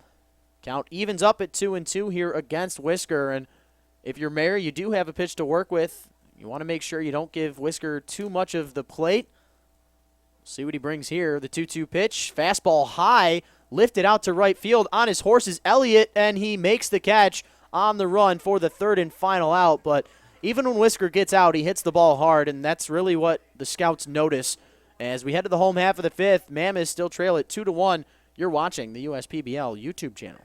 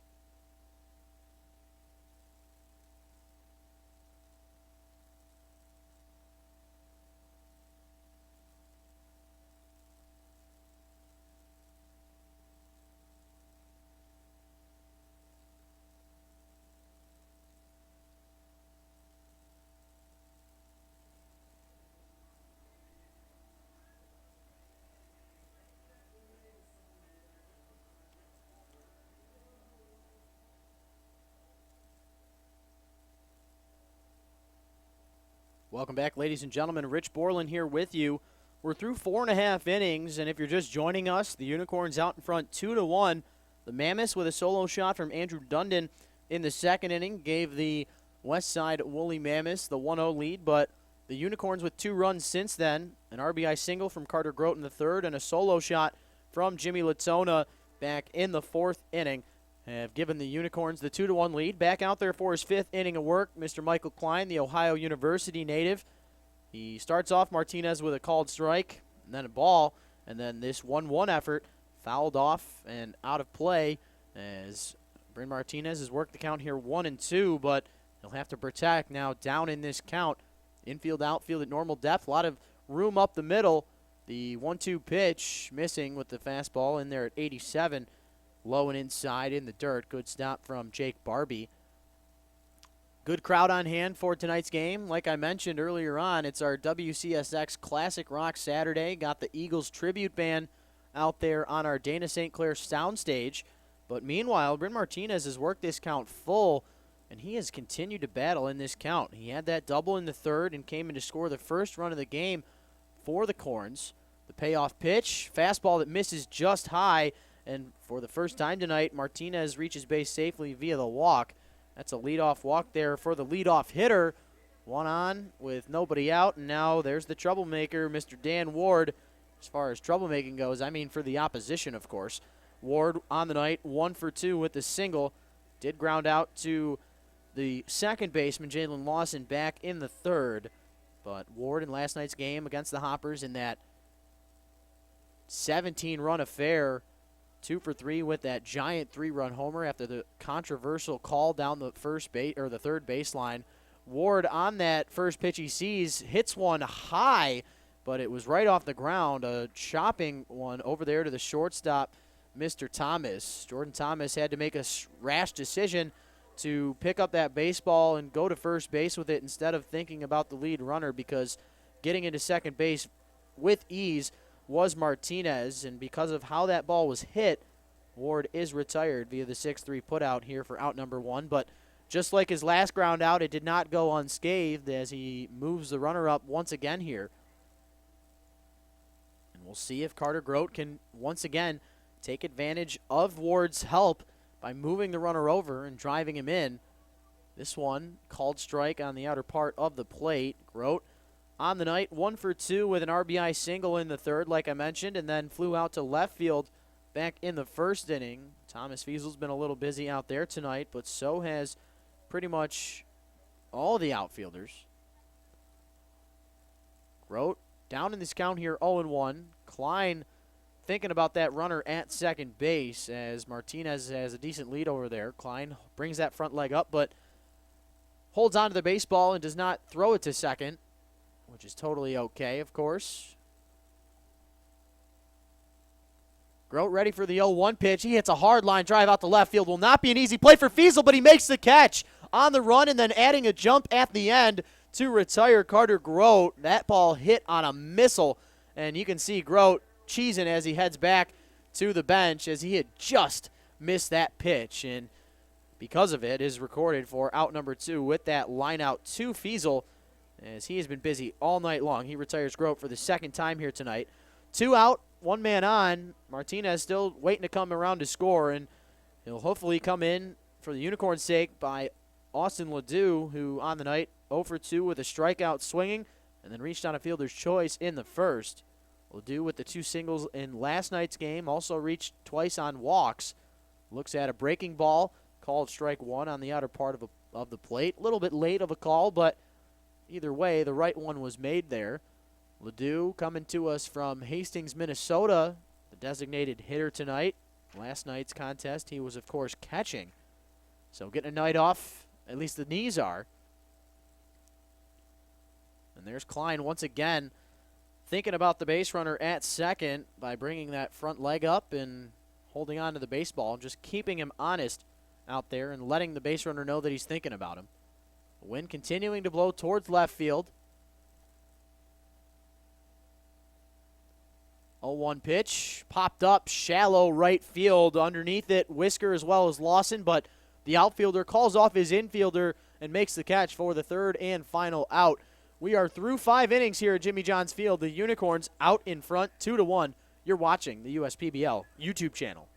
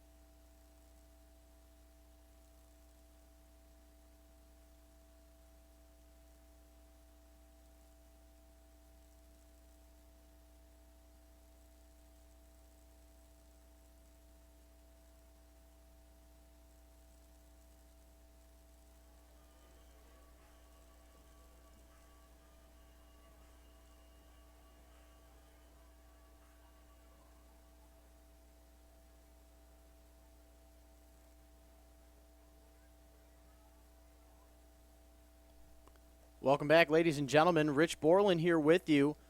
The Utica Unicorns out in front of the Westside Woolly Mammoths 2-1 as we head to this 6th inning. The starter, Jake Mayer, of course, in line for the victory. He goes the 5 innings, allows the 1 earned run on the 3 hits, the 1 walk, and 2 strikeouts to his credit. Before I let you know who the new arm on the mound is, he already records an out.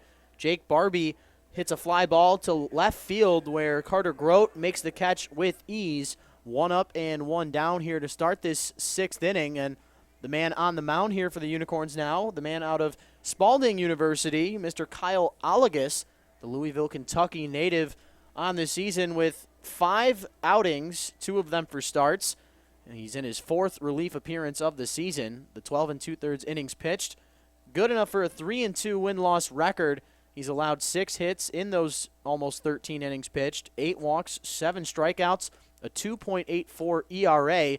The 0-1 pitch to Tyler Pagano taken for a ride out to center field, but ranging it down is Colby Mayola. He has been a stud out there in center field in his short time with these Unicorns to start the year. And 2 up and 2 down here for these Westside Woolly Mammoths. The big 3-4 hitters in Barbie and Pagano are retired via 2 big fly balls. And now Jalen Lawson stands in, 0 for 2 on the night with a fielder's choice reached and a pop out to shortstop.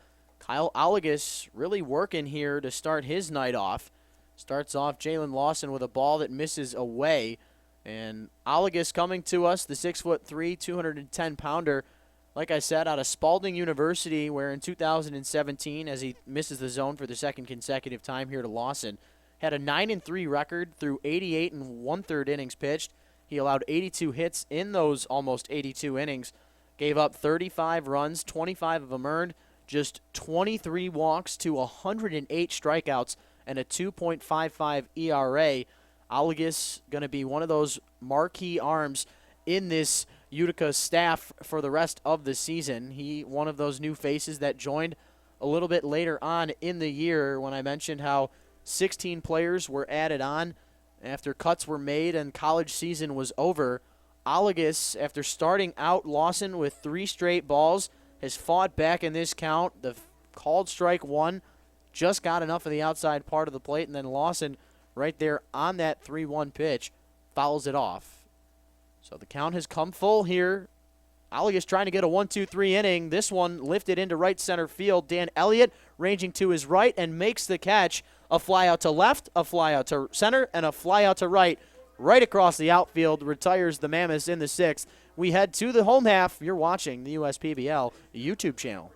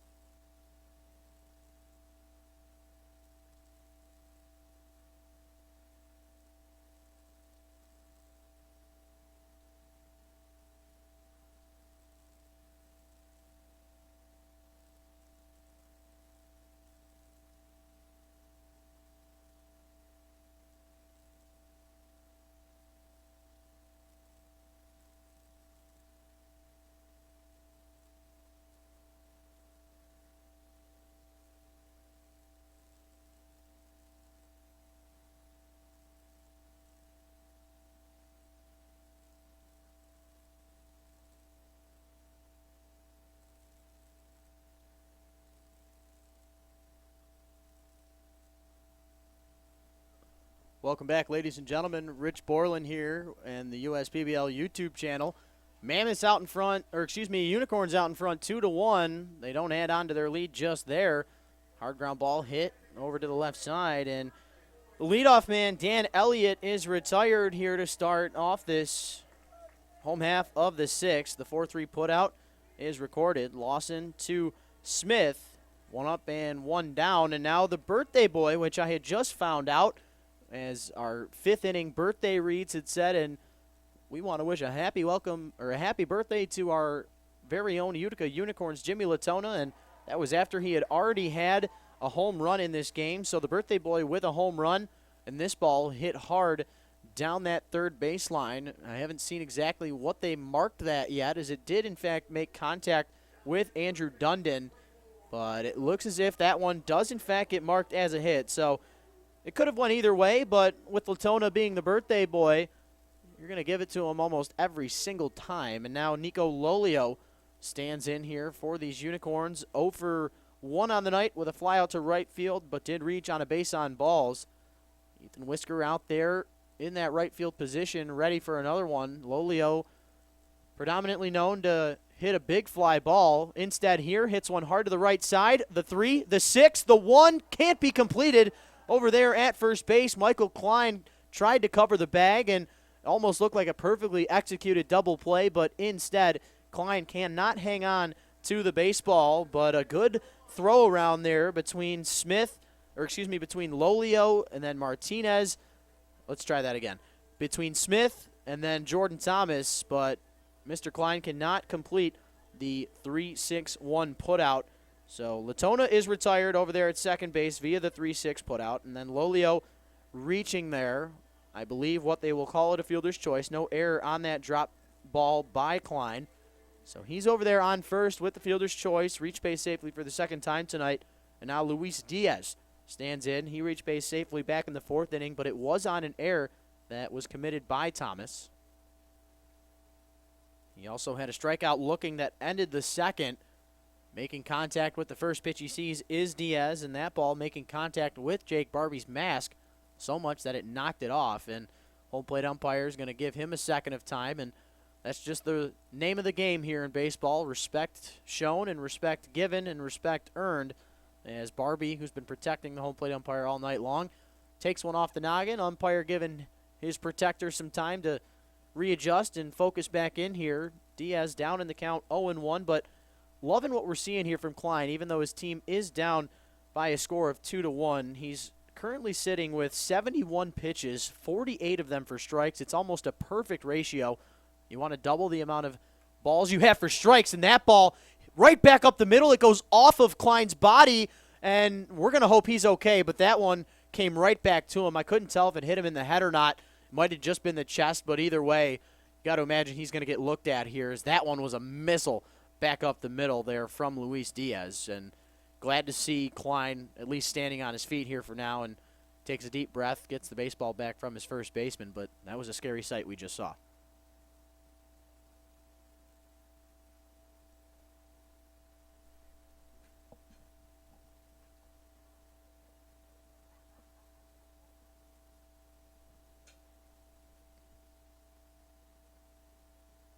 Shane McCaddy out there. His father in the White Sox organization as a coach. McCaddy in his second season with these Westside Woolly Mammoths. The Mammoths, of course, in their second season here. They were the second place finishers as they lost to the Birmingham Bloomfield Beavers in the championship game last year. Klein looks as if he is in fact okay, and probably just a big scare, but thankfully that it did not make contact with anything too important. It looks like he will be able to continue here, but there is some action in that right field bullpen, as it looks as if it is in fact Gavin Collins out there. Pulling my binoculars out just to be certain, and in fact it is Collins out there getting loose. So you wonder how much longer Klein will in fact last, but 2 runners on with 2 outs on the board. Diaz reaches with that single back up the middle. Over there at second goes Lolio. And now Colby Mayola stands in. He's been tremendous defensively so far this year, but still looking for his first hit of the night. Over 2 with 2 ground outs, both to the right side. Once to Lawson and once to Smith. First pitch looking is Mayola, and that one misses the zone. The count 1-0 on the batter.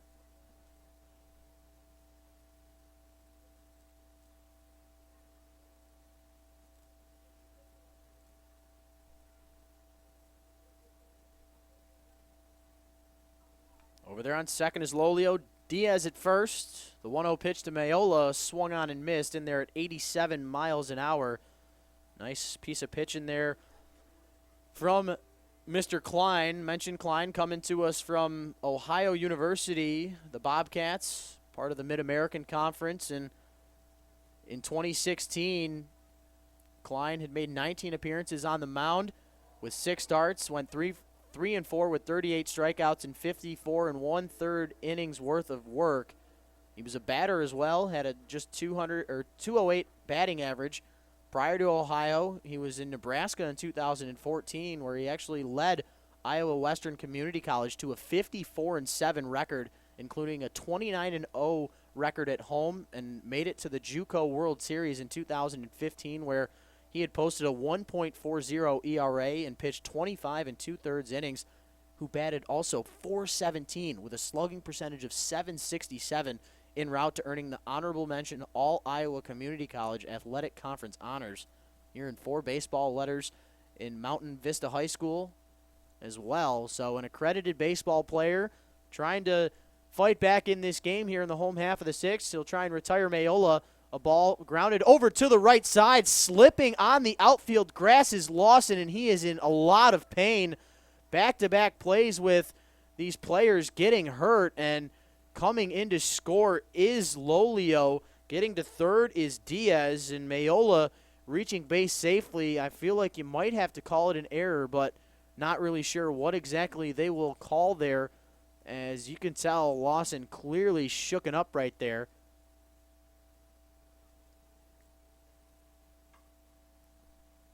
So coming in to score is Lolio. The score now 3-1 in favor of the Unicorns. And now Shane McCaddy, the manager, coming out. Will it in fact be the day for Klein? It in fact will be. So we'll take a quick break. Klein's night is done. It ends in an unfortunate circumstances as he allows the run to come in to score. We'll take a quick break, and when we come back, we'll let you know who's coming out. It'll be, in fact, Gavin Collins. You're watching the USPBL YouTube channel.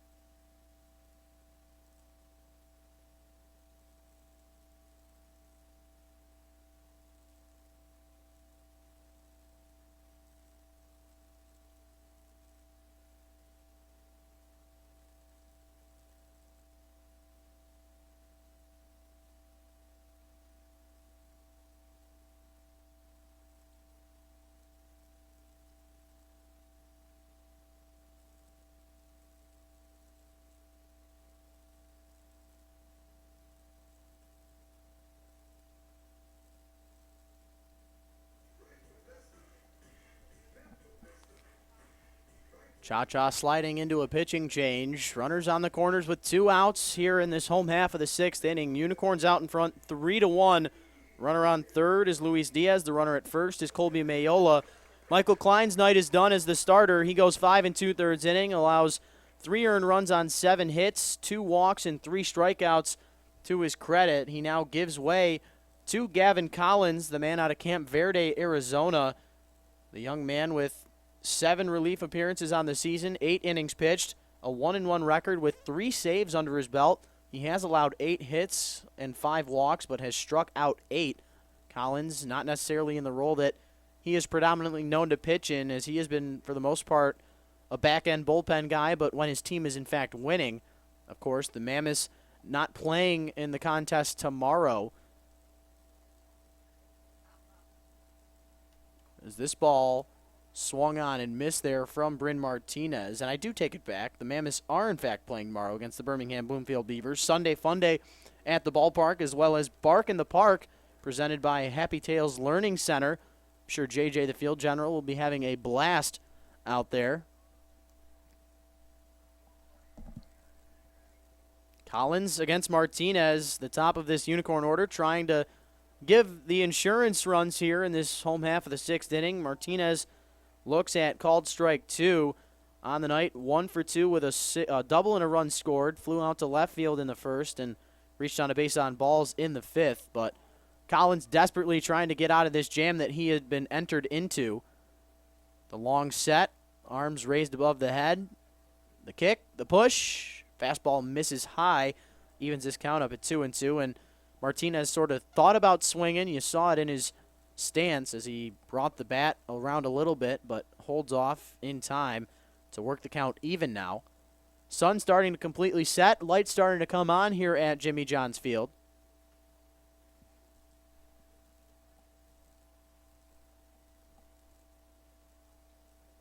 2-2 pitch gets away from Collins. That one misses high and away, nowhere near the zone. And I just saw Collins kind of wipe his left hand on that left pant leg, and now he's rubbing the baseball around, trying to get a good grip on it. It's tough to get a good grip on the baseball with the heat index as we approach the 9 o'clock hour, just 10 minutes shy. We take a look at the weather, and it started off at 94 degrees at first pitch. It's now 89 degrees, and Bryn Martinez works the 2-out walk to load the bases. Not an ideal situation here for Gavin Collins, and now he'll deal with probably the most troubling hitter in this Utica lineup. The last guy you want to face with bases loaded. Nowhere to put him. Mr. Dan Ward coming up to the plate. 1 for 3 on the night with a single and a couple of ground outs to his credit. Leads the league with 4 home runs. Can he put the 5th on the board to solely be in the lead? He is tied with the 4 home runs with about 3 or 4 other USPBL players. But he's trying to give the Unicorns a big lead here. He has been tremendous in batting practice the last couple of days. These past 2 nights we have seen leading up to the baseball game, Ward with multiple home runs in batting practice, and he's just one of those guys that hits the ball very hard. We got the flight scope keeping track of all this stuff, and the exit velocity on Ward's hits have been tremendous. Collins has worked ahead of Ward here, though, in the count 0-1. Nowhere to put him. The 0-1 pitch. Fastball back up the middle. It makes contact with Gavin Collins' mitt, and it falls up in the air, and that's kind of just how things have been going for the Mammoths here in this inning. A lot of hard-hit balls back up the middle, and just not being able to corral the baseball have been these pitchers, and everybody moves up 90 feet. Unicorns now take the 3-run lead. It's 4-1.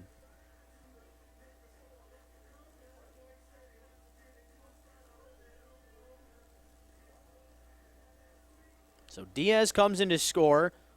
Colby Mayola moves up 90 feet closer. He's over at third. Bryn Martinez now into scoring position. And Dan Ward, of course, over there at first with the RBI single. And now another guy who has probably the exact opposite stature as Ward and Carter Grote, but shows just the same type of numbers. He's got half the amount of home runs as Ward, but he's got more hits than him. Carter Grote leading this league with now 26 hits.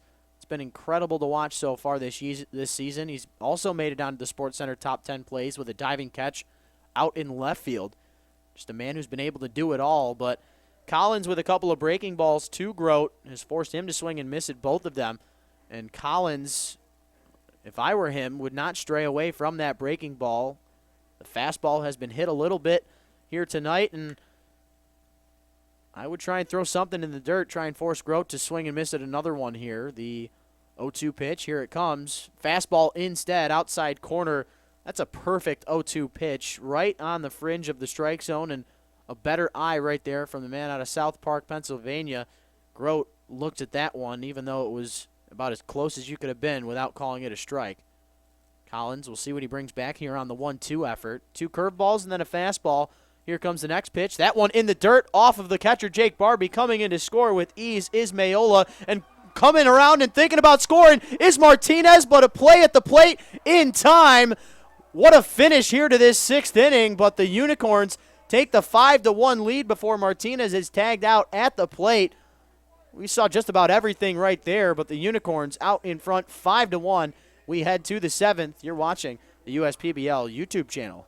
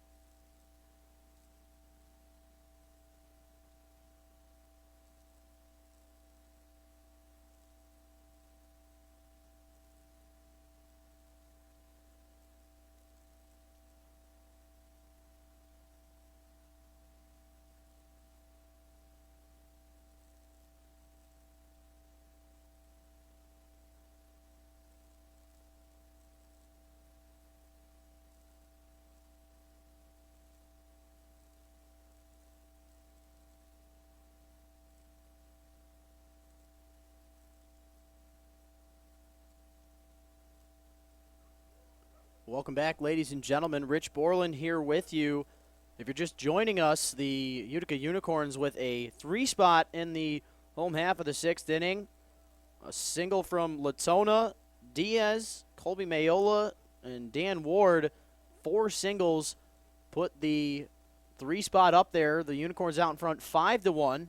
Back out for another inning of work is Kyle Olagus, and how about that right there, Mr. Bryn Martinez? He was tagged out at the plate right there to end the 6th inning, but flustered a little bit, heads back out to his position, and, of course, the first ball hit on a line and to his right, but a really good job there from that young man to make the catch for out number 1 on the 1-1 count.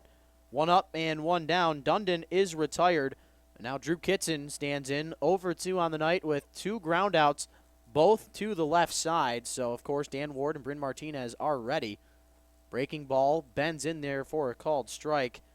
Really nice job there from Olagus.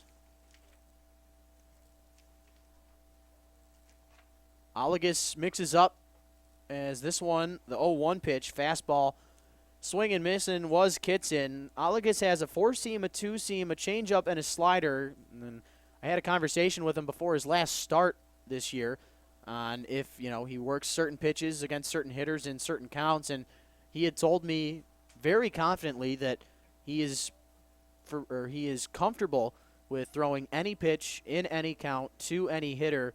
He kind of just follows the protocol of what his catcher relays the signs to, and he brings whatever he's got. The count 0-2 on the batter, Kitson. Working quickly is Olagus.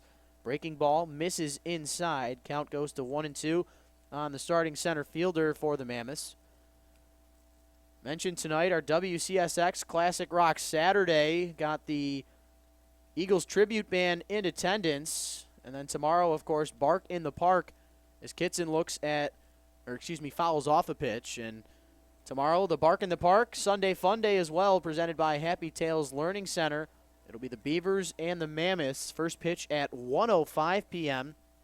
I actually will not be in attendance tomorrow. It will be Dakota Brecht and Dan Dobler on the call. This ball hit a mile high out to left, and you better believe it, a big home run there for Drew Kitson. His second home run of the season cuts the Mammoth deficit to just 3.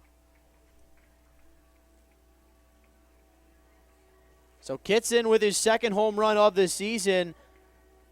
First hit of the night for that young man. Olagus gives up his first home run of the season, and that was a really nice job there. Kitson was down in the count 1-2. Olagus had just left the ball up a little bit in the zone. Kitson took full advantage of it, and now Jordan Thomas will stand in. Came in to pinch run for Alec Allred back in the 5th inning when Allred had reached on a error committed by Bryn Martinez. Thomas does have a stolen base already here tonight. This ball lined out to right field over the head of Nico Lolio. Picking it up is Elliott, and that's a base knock right there for Thomas. The hits continue to climb here with the 1 out on the board. So Olagus continuing to fight, though. Could really use a ground ball, but too much speed out there on the base pass between Thomas and Fiesel. It'll have to be a very hard hit ball if he wants to get 2 for the price of 1. Jimmy Latona, the catcher, out there trying to calm down his reliever. You give up the big home run to Kitson, and now the 1 out base knock to right field. Little break in the action here as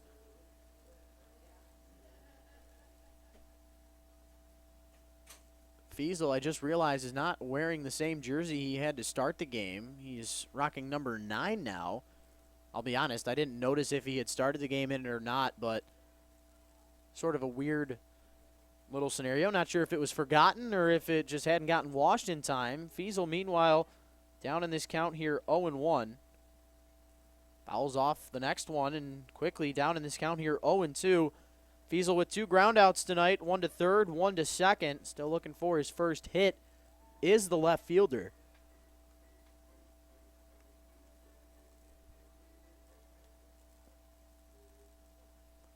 Olagus, who had relieved Jake Mayer, got 16 strikes to just 6 balls here in this one. The 0-2 pitch, fastball missing away. Good eye by Fiesel to hold off and stay alive in the count. Over there first is Thomas, already with the one stolen base tonight. He was thinking about it, but stays over there at first. That one getting away from Fiesel's strike zone, but another good stop there from the birthday boy, Jimmy Latona. We had Jack Kraft's birthday yesterday of the Hoppers. He had a home run in the day before his birthday, and then Latona here on his birthday with a solo shot. This ball just missing the zone outside. Fiesel has worked the count full after going down 0-2. Really nice at-bat here from the Northwestern alum, former football player. Was a stud in high school, also had some time in the college ranks as a quarterback and transitioning into a wide receiver, but has found a home here in the USPBL with the Westside Woolly Mammoths and staying alive in this count. It is now 3-2 still with that one fouled off into the protective netting, and Fiesel has given Olagus a run for his money here.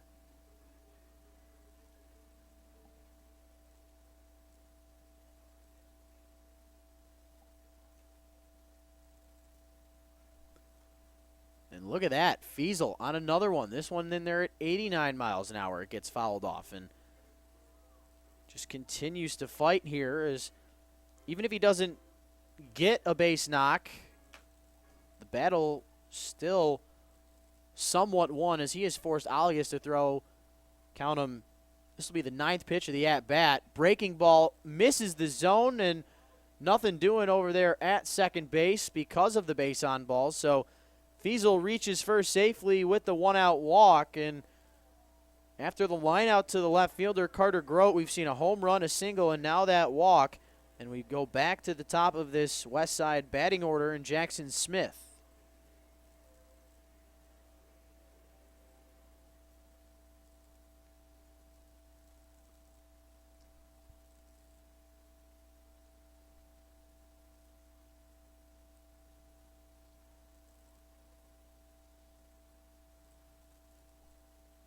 Back to work, Olagus goes.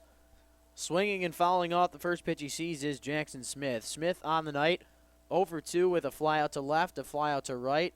Was hit by a pitch, the second pitch of the game, when Jake Mayer had drilled him.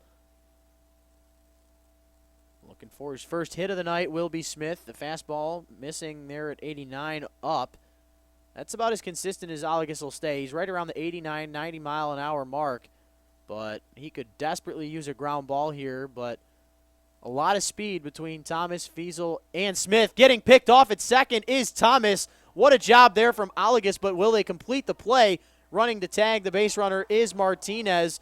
And if we take a look, that one goes 1 to 4 to 5, back to 6 for the putout. So the 1, 4, 5, 6 putout is recorded. Nice job there from Olagus to get the job done on the base pass after he desperately was struggling there after allowing the home run, the walk, and the single. But Thomas is caught off guard there in between second and third. The 1, 4, 5, 6 putout is recorded there for out number 2. Smith, meanwhile, hitting a ball, popping up. It looks like it was going to possibly reach the seats right in front of us, but it ends up falling into the Founders Suite up above our heads. Smith stays alive in the count here, 1-2. Olagus trying to retire the side. And it looks like he will, in fact, do it. This ball popped up in the shallow infield. Jimmy Latona taking charge and catching this one for the third and final out, but it wasn't easy. The Mammoths get a run back on the solo shot from Drew Kitson, but we head to stretch time here at Jimmy John's Field. Unicorns out in front by 3. You're watching the USPBL YouTube channel.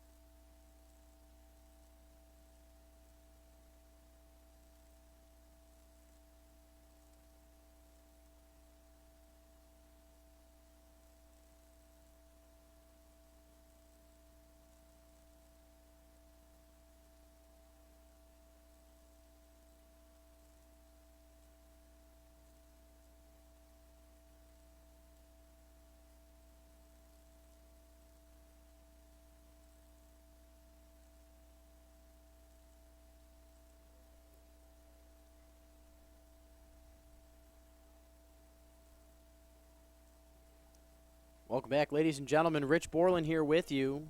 Hope you're all stretched out at home. Head to the home half of the 7th inning.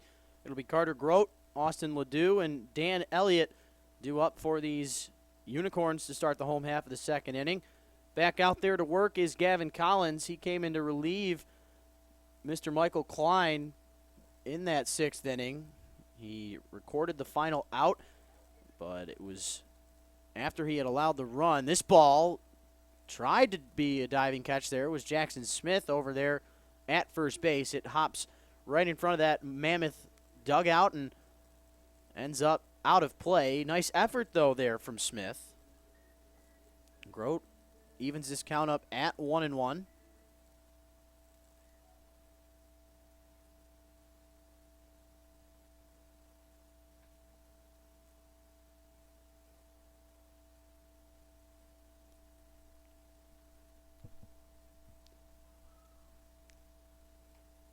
Grote fouling off the 1-1 pitch, gets a piece of himself. Looked a little uncomfortable as he wasn't happy with that. So the umpire, of course, making his way out to the pitcher's mound, gives the batter a second to get back into his collective thoughts. Grote, the 6th best batting average in the league. It's sat at .299 coming into this one. He's got a single and 2 flyouts to left field. He had worked the 1-2 count back in the 6th inning before that ball had gotten away from Jake Barbie, allowed the run to come in to score when Colby Mayola had came in, but then thrown out at the plate was Bryn Martinez when Gavin Collins had done his job to cover home plate on the pass ball and made the tag to end the threat. Grote with a hit back up the middle, stopped by Thomas, the spin, the throw, and in time, he gets the speedster Carter Grote running down the line. Hey, Mr. Thomas, that's a Web Gem nominee right there.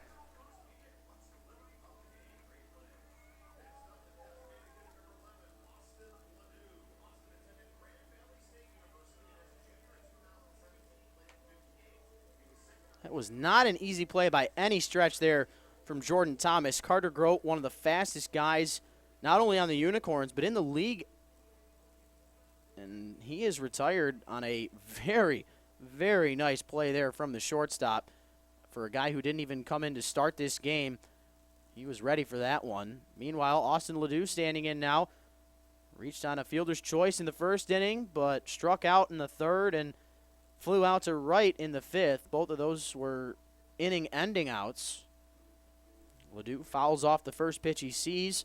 This one goes over the netting and over to the grandstand area. Ledoux, 4 of 19 to start the year. One of his 4 hits with a home run. He's got 2 RBIs, 2 walks. But he's 0 for 3, like I mentioned, here tonight. Nobody on, 1 out here in this home half of the 7th. Gavin Collins with the breaking ball in there at 83 miles an hour. Swung on and missed. Collins trying to limit as much damage as possible with the 3-run deficit.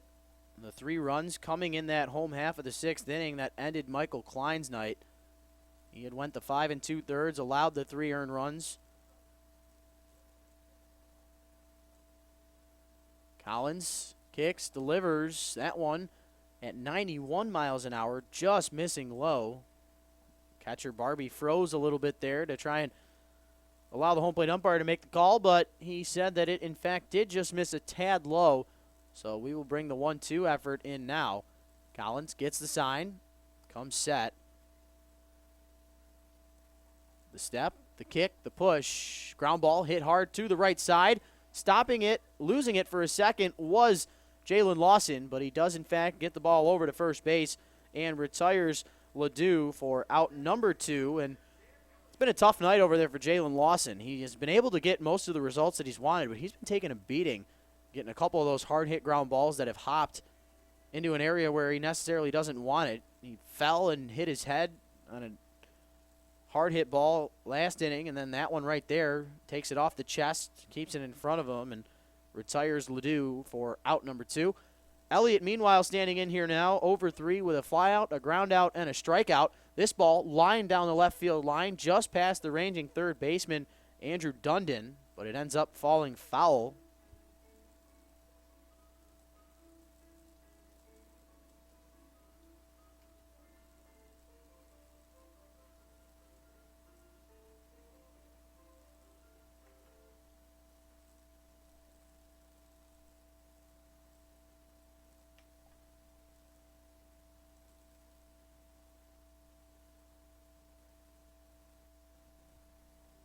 Count 0-1 on Elliott. Looking for his first hit of the night. He's 0 for his last 8. Was over 5 in the game last night with 3 strikeouts, and that approach right there looked a little hesitant on the swing. It was so hesitant that he didn't even get the bat all the way around, and it fouls off and goes down that foul territory area down near the third base dugout where the Corns sit. Collins ready for the 0-2. Here it comes. Fastball in on the hands of Elliott. This one's popped up in that same area in foul territory at third, and making the underhanded basket catch is Dundon for the third and final out. And that's a 1-2-3 inning for Gavin Collins here in this home half of the 7th inning. We head to the 8th. Unicorns, though, out in front by 3. You're watching the USPBL YouTube channel.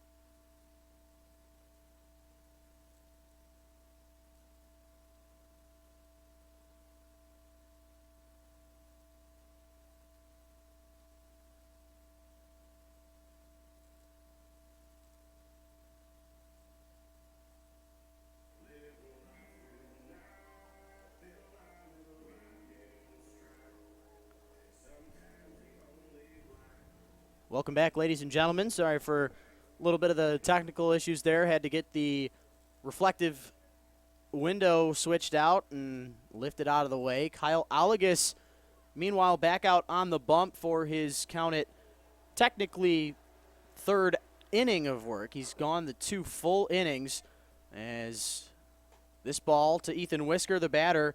It's the 2-3-4 hitters due up to start this 8th inning. Whisker, Barbie, and Pagano. A tough slate here for Allegas. Allegas coming into this 8th inning with 32 pitches. Number 35 for the Unicorns with his 35th pitch. That one misses outside, and Whisker has worked himself into a favorable 3-0 count, and this is a guy that you might want to give the green light to when your team's down 3.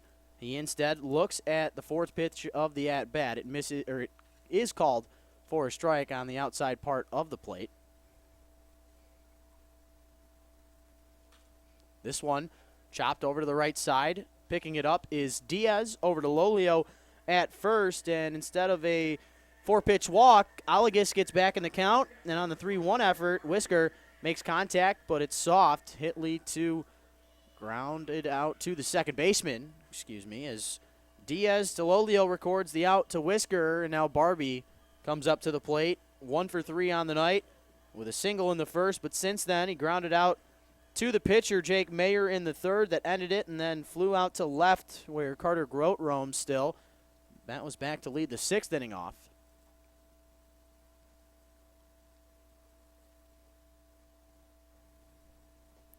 First pitch to Barbie.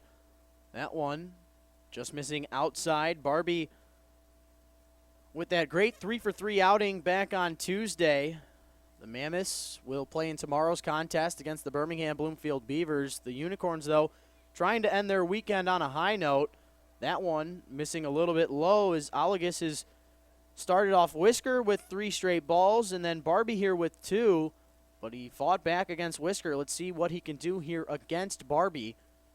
The wind continuing to blow towards left field. That one missing the zone low as well. So Alagus, he missed a few high to Whisker. He's missed a few low to Barbie.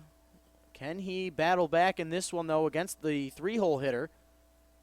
Barbie doing the catching tonight for these Mammoths.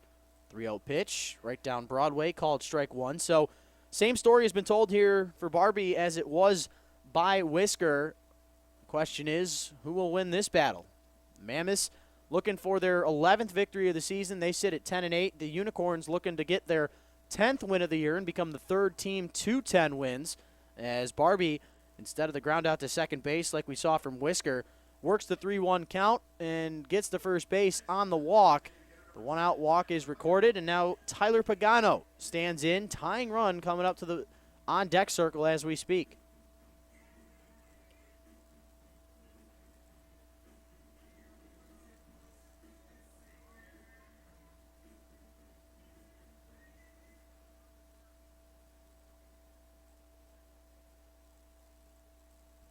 So here comes Tyler Pagano.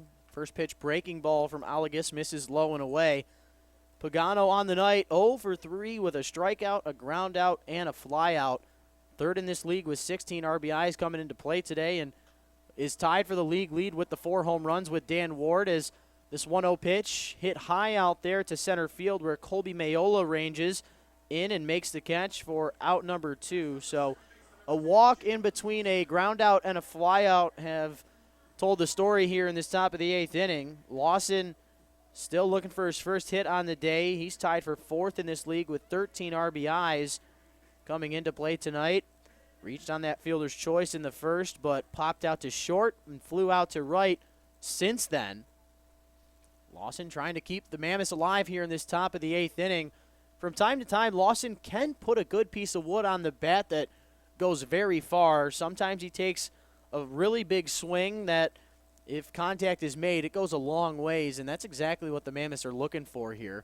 The 1-0 pitch missing just low. It looked a little outside as well, and even though Mr. Alagus has started off every single batter in this inning with a ball, he has been able to retire 2 of the 3, and now on the 2-0 pitch to Lawson, hits the outside corner. The count now 2-1 on the batter. Andrew Dundon, who had the solo shot back in the 2nd inning, is looming on deck. Lawson ready for the 2-1. There's the breaking ball, called strike, and you could tell Lawson just at a loss for words there. He was looking ready, aggressive to swing the bat, and in comes the 2-1 breaking ball that you hardly ever see.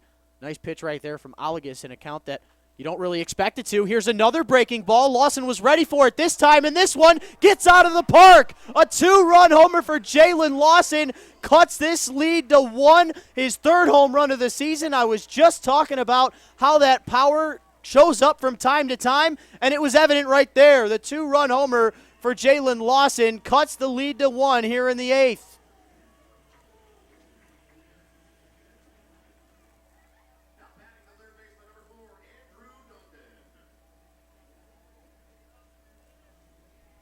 So how about that, Mr. Lawson? The 2-run homer drives in both himself and Jake Barbie, and all of a sudden it's a 1-run game. Alagus gives up his 2nd home run of the night. So Lawson, the 5-hole hitter, with the home run right there. The 6-hole hitter, Mr. Dundon, already with 1 home run on the night. This one at the track and running into the wall after he makes the catch is Colby Mayola. The Unicorns escape, but not after the 2-run homer is hit there by Lawson. We head to the home half of the 8th inning. Unicorns will try and add on to their 1-run lead. They will have the 6, 7, 8 hitters due up. The birthday boy leading the way already with the 1 home run tonight. You're watching the USPBL YouTube channel.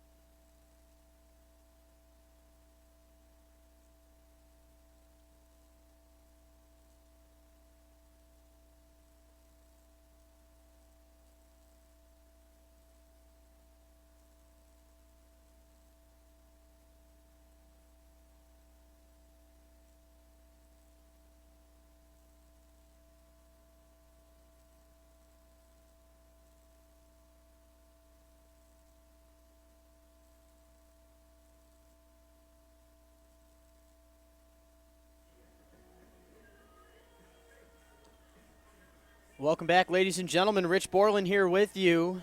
The birthday boy, Jimmy Latona, leading the way for these Unicorns. Number 8, starting off this home half of the 8th inning. Unicorns out in front 5-4, but a 2-run homer for Jalen Lawson in the top of the inning have cut this Unicorn lead to just 1. It'll be Latona, Lolio, and Diaz due up to begin this home half of the inning. Gavin Collins' night is done. He goes an inning and a third. Gives up 1 hit, 1 walk, but no runs and no walks. So a night that was good, at least, by Collins' concerns. He doesn't give up any runs and only had the 1 walk in the inning and a third. He now gives way to Mike McGee, coming to us from Philadelphia, Pennsylvania, home of the 2018 Super Bowl champion Eagles. Latona has worked the count here 2-1 on the night. He is 2 for 3 with a home run, a single, and a fly out to right. This one missing high and away. Latona working the good hitters count, and with that one missing so much, Jake Barbie's going to go out there and talk with his left-hander.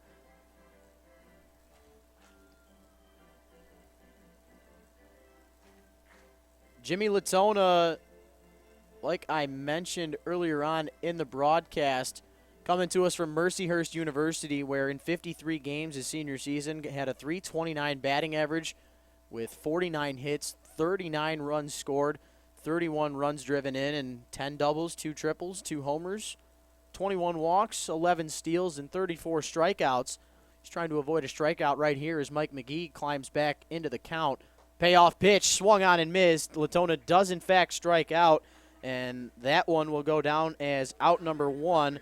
A tough, what looks to be possible ending of the night for Latona offensively on his birthday, but can't complain with the solo shot and the single. A 2 for 4 night for him. And now Nico Lolio comes up to the plate, supporting those cornrows. Normally rocks the wavy blonde hair, but like I mentioned earlier in the broadcast, trying to switch things up as he has not been able to do much as of late here with these corns.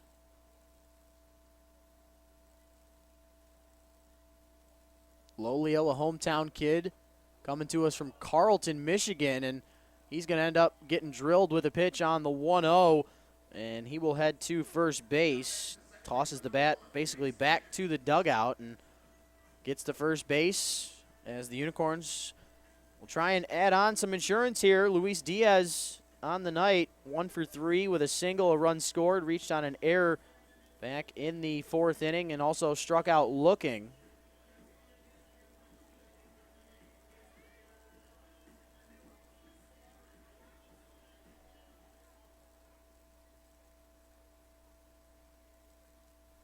So McGee back to work he goes, now dealing with the runner on first. Luis Diaz, the batter, that fastball, the 2-seamer, looked good from up here, but must have just missed a tad outside.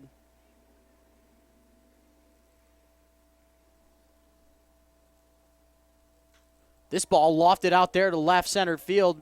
Ranging over to make the catch is Thomas Fiesel. Looked like he kind of lost that one in the lights for a second as he kind of got to that baseball a little awkward, but in the end comes up with the catch here for out number 2 on that line out. So the hit by pitch in between the 2 outs, and now the number 9 hitter, Colby Mayola, stands in, trying desperately to give a little bit more insurance here for these Unicorns.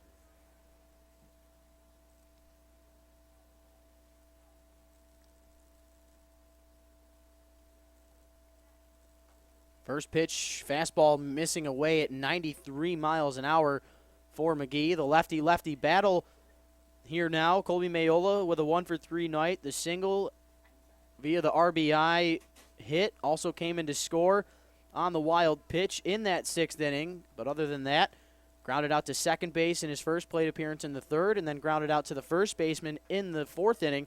He has been hitting the ball to the right side all night long. A pull hitter he is. This breaking ball didn't break enough, and because of it, brings the count to 2-1 here on Mayola.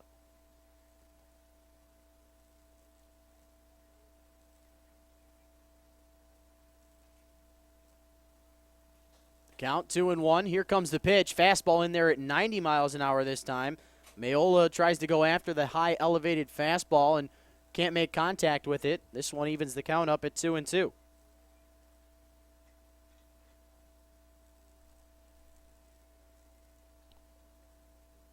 Lefty-lefty action. Count 2-2. Trying to end it is McGee, but Mayola fighting it off and taking one foul down that left field line.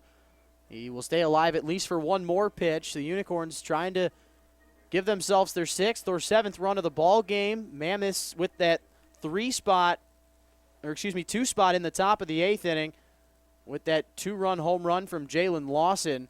This one, fastball outside corner, freezes Mayola on the strikeout. 2 strikeouts in the inning, 1 to start it and 1 to finish it. Nice job there from McGee to get the Mammoths out of the 8th. We head to the final frame here. Mammoths will need the 1 run to keep this one going. You're watching the USPBL YouTube channel.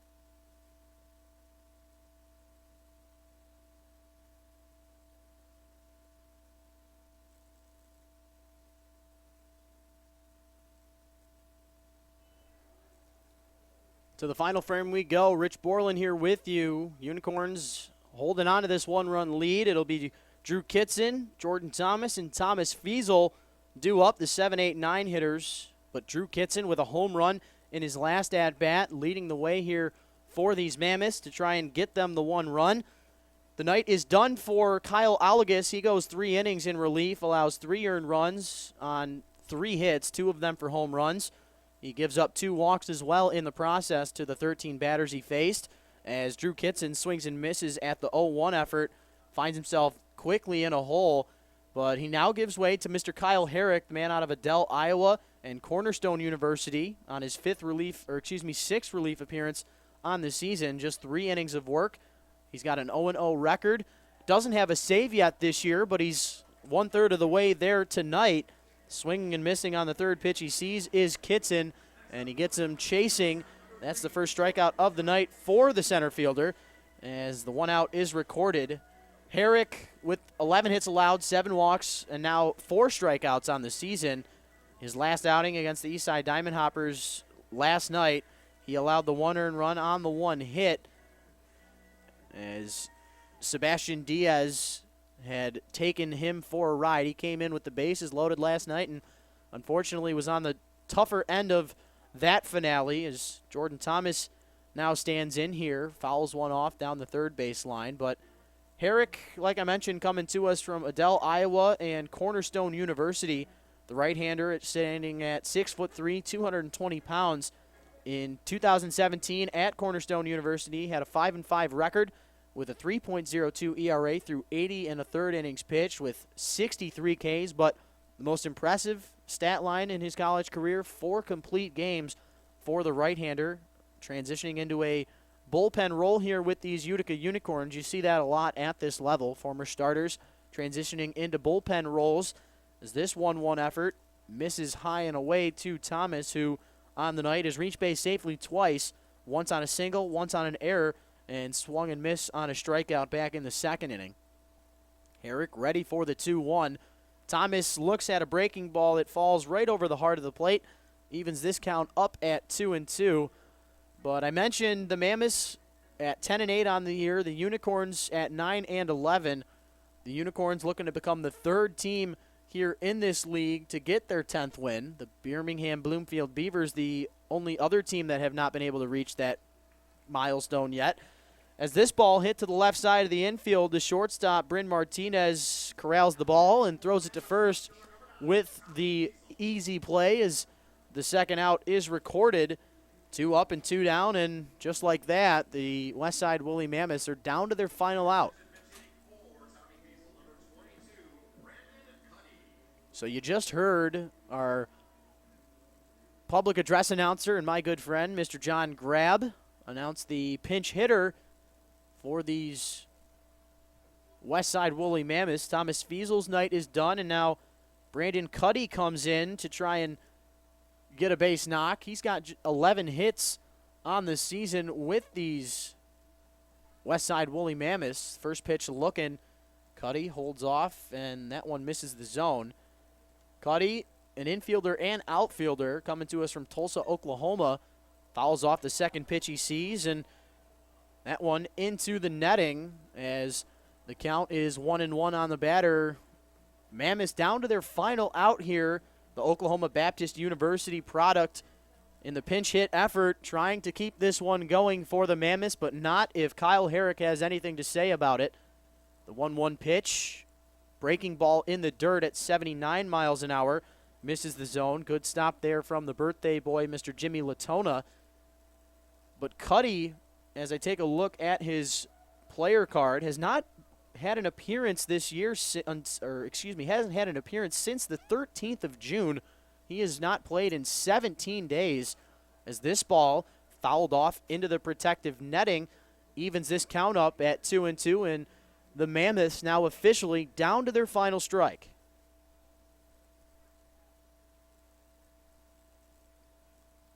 As fireworks show off in the background, they're not our fireworks. Somebody else is letting them go off in our background in left field. Speaking of left field, this one hit out there to Carter Grote, and Brandon Cuddy, who hadn't had an at-bat in 17 days, comes up clutch in a pinch hit effort and takes the ball the other way to left field and keeps this game going here for the Mammoths.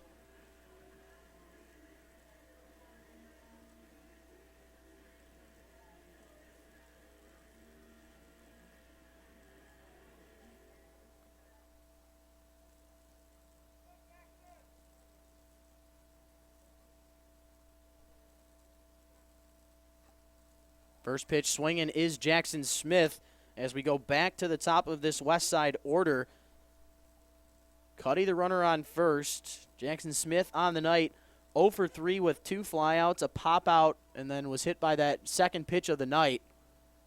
Smith trying to have that average climb. It's been climbing as the season has been going. This ball in the dirt, another good stop there from Jimmy Latona as this one evens the count up at 1-1. As this one is getting ready to come to a close, still looking for the final. This one swung on and missed. Jackson Smith chases the high heat and cannot get any contact on it. And for the second time tonight, the Mammoths down to their final strike. As my good buddy, JJ the field general, waltzes his way back into the press box, he's ready to end the night, as he's got a big day tomorrow, Sunday Fun Day, and Bark in the Park. He'll have a lot of friends joining him in the ball game tomorrow. He's going to have to rest up big time tonight, as he's going to have quite the day, won't you, Mr. JJ, as he's been working his tail off all season long here at Jimmy John's Field. But the night is almost done there, my friend. Just a matter of moments away. The 1-2 pitch to Jackson Smith. This ball hit a mile high out to right field. Running to try and get it is Dan Elliott, and he makes the catch on the run. The Mammoths were that close to taking the one-run lead in the top of the ninth, but not if Dan Elliott has anything to say about it. The catch is made, and that means the ball game is, in fact, over. I hope everyone who's joined along tonight had some fun. But the Unicorns get their 10th win of the season, the third team to reach double-digit victories here, as the Beavers will look to get their 10th win of the year tomorrow. As I mentioned, it'll be Sunday Fun Day and Bark in the Park. That, of course, presented by, let's pull it up, the Happy Tales Learning Center. So dogs will be in the house tomorrow. I will not be. It will be my good friends Dakota Brecht and Dan Dobler on the call. A couple of Oakland Grizzlies will get the job done for us tomorrow. But from everyone up here in the booth, my good friend JJ the Field General, my name's Rich Borland. You stay classy, Utica.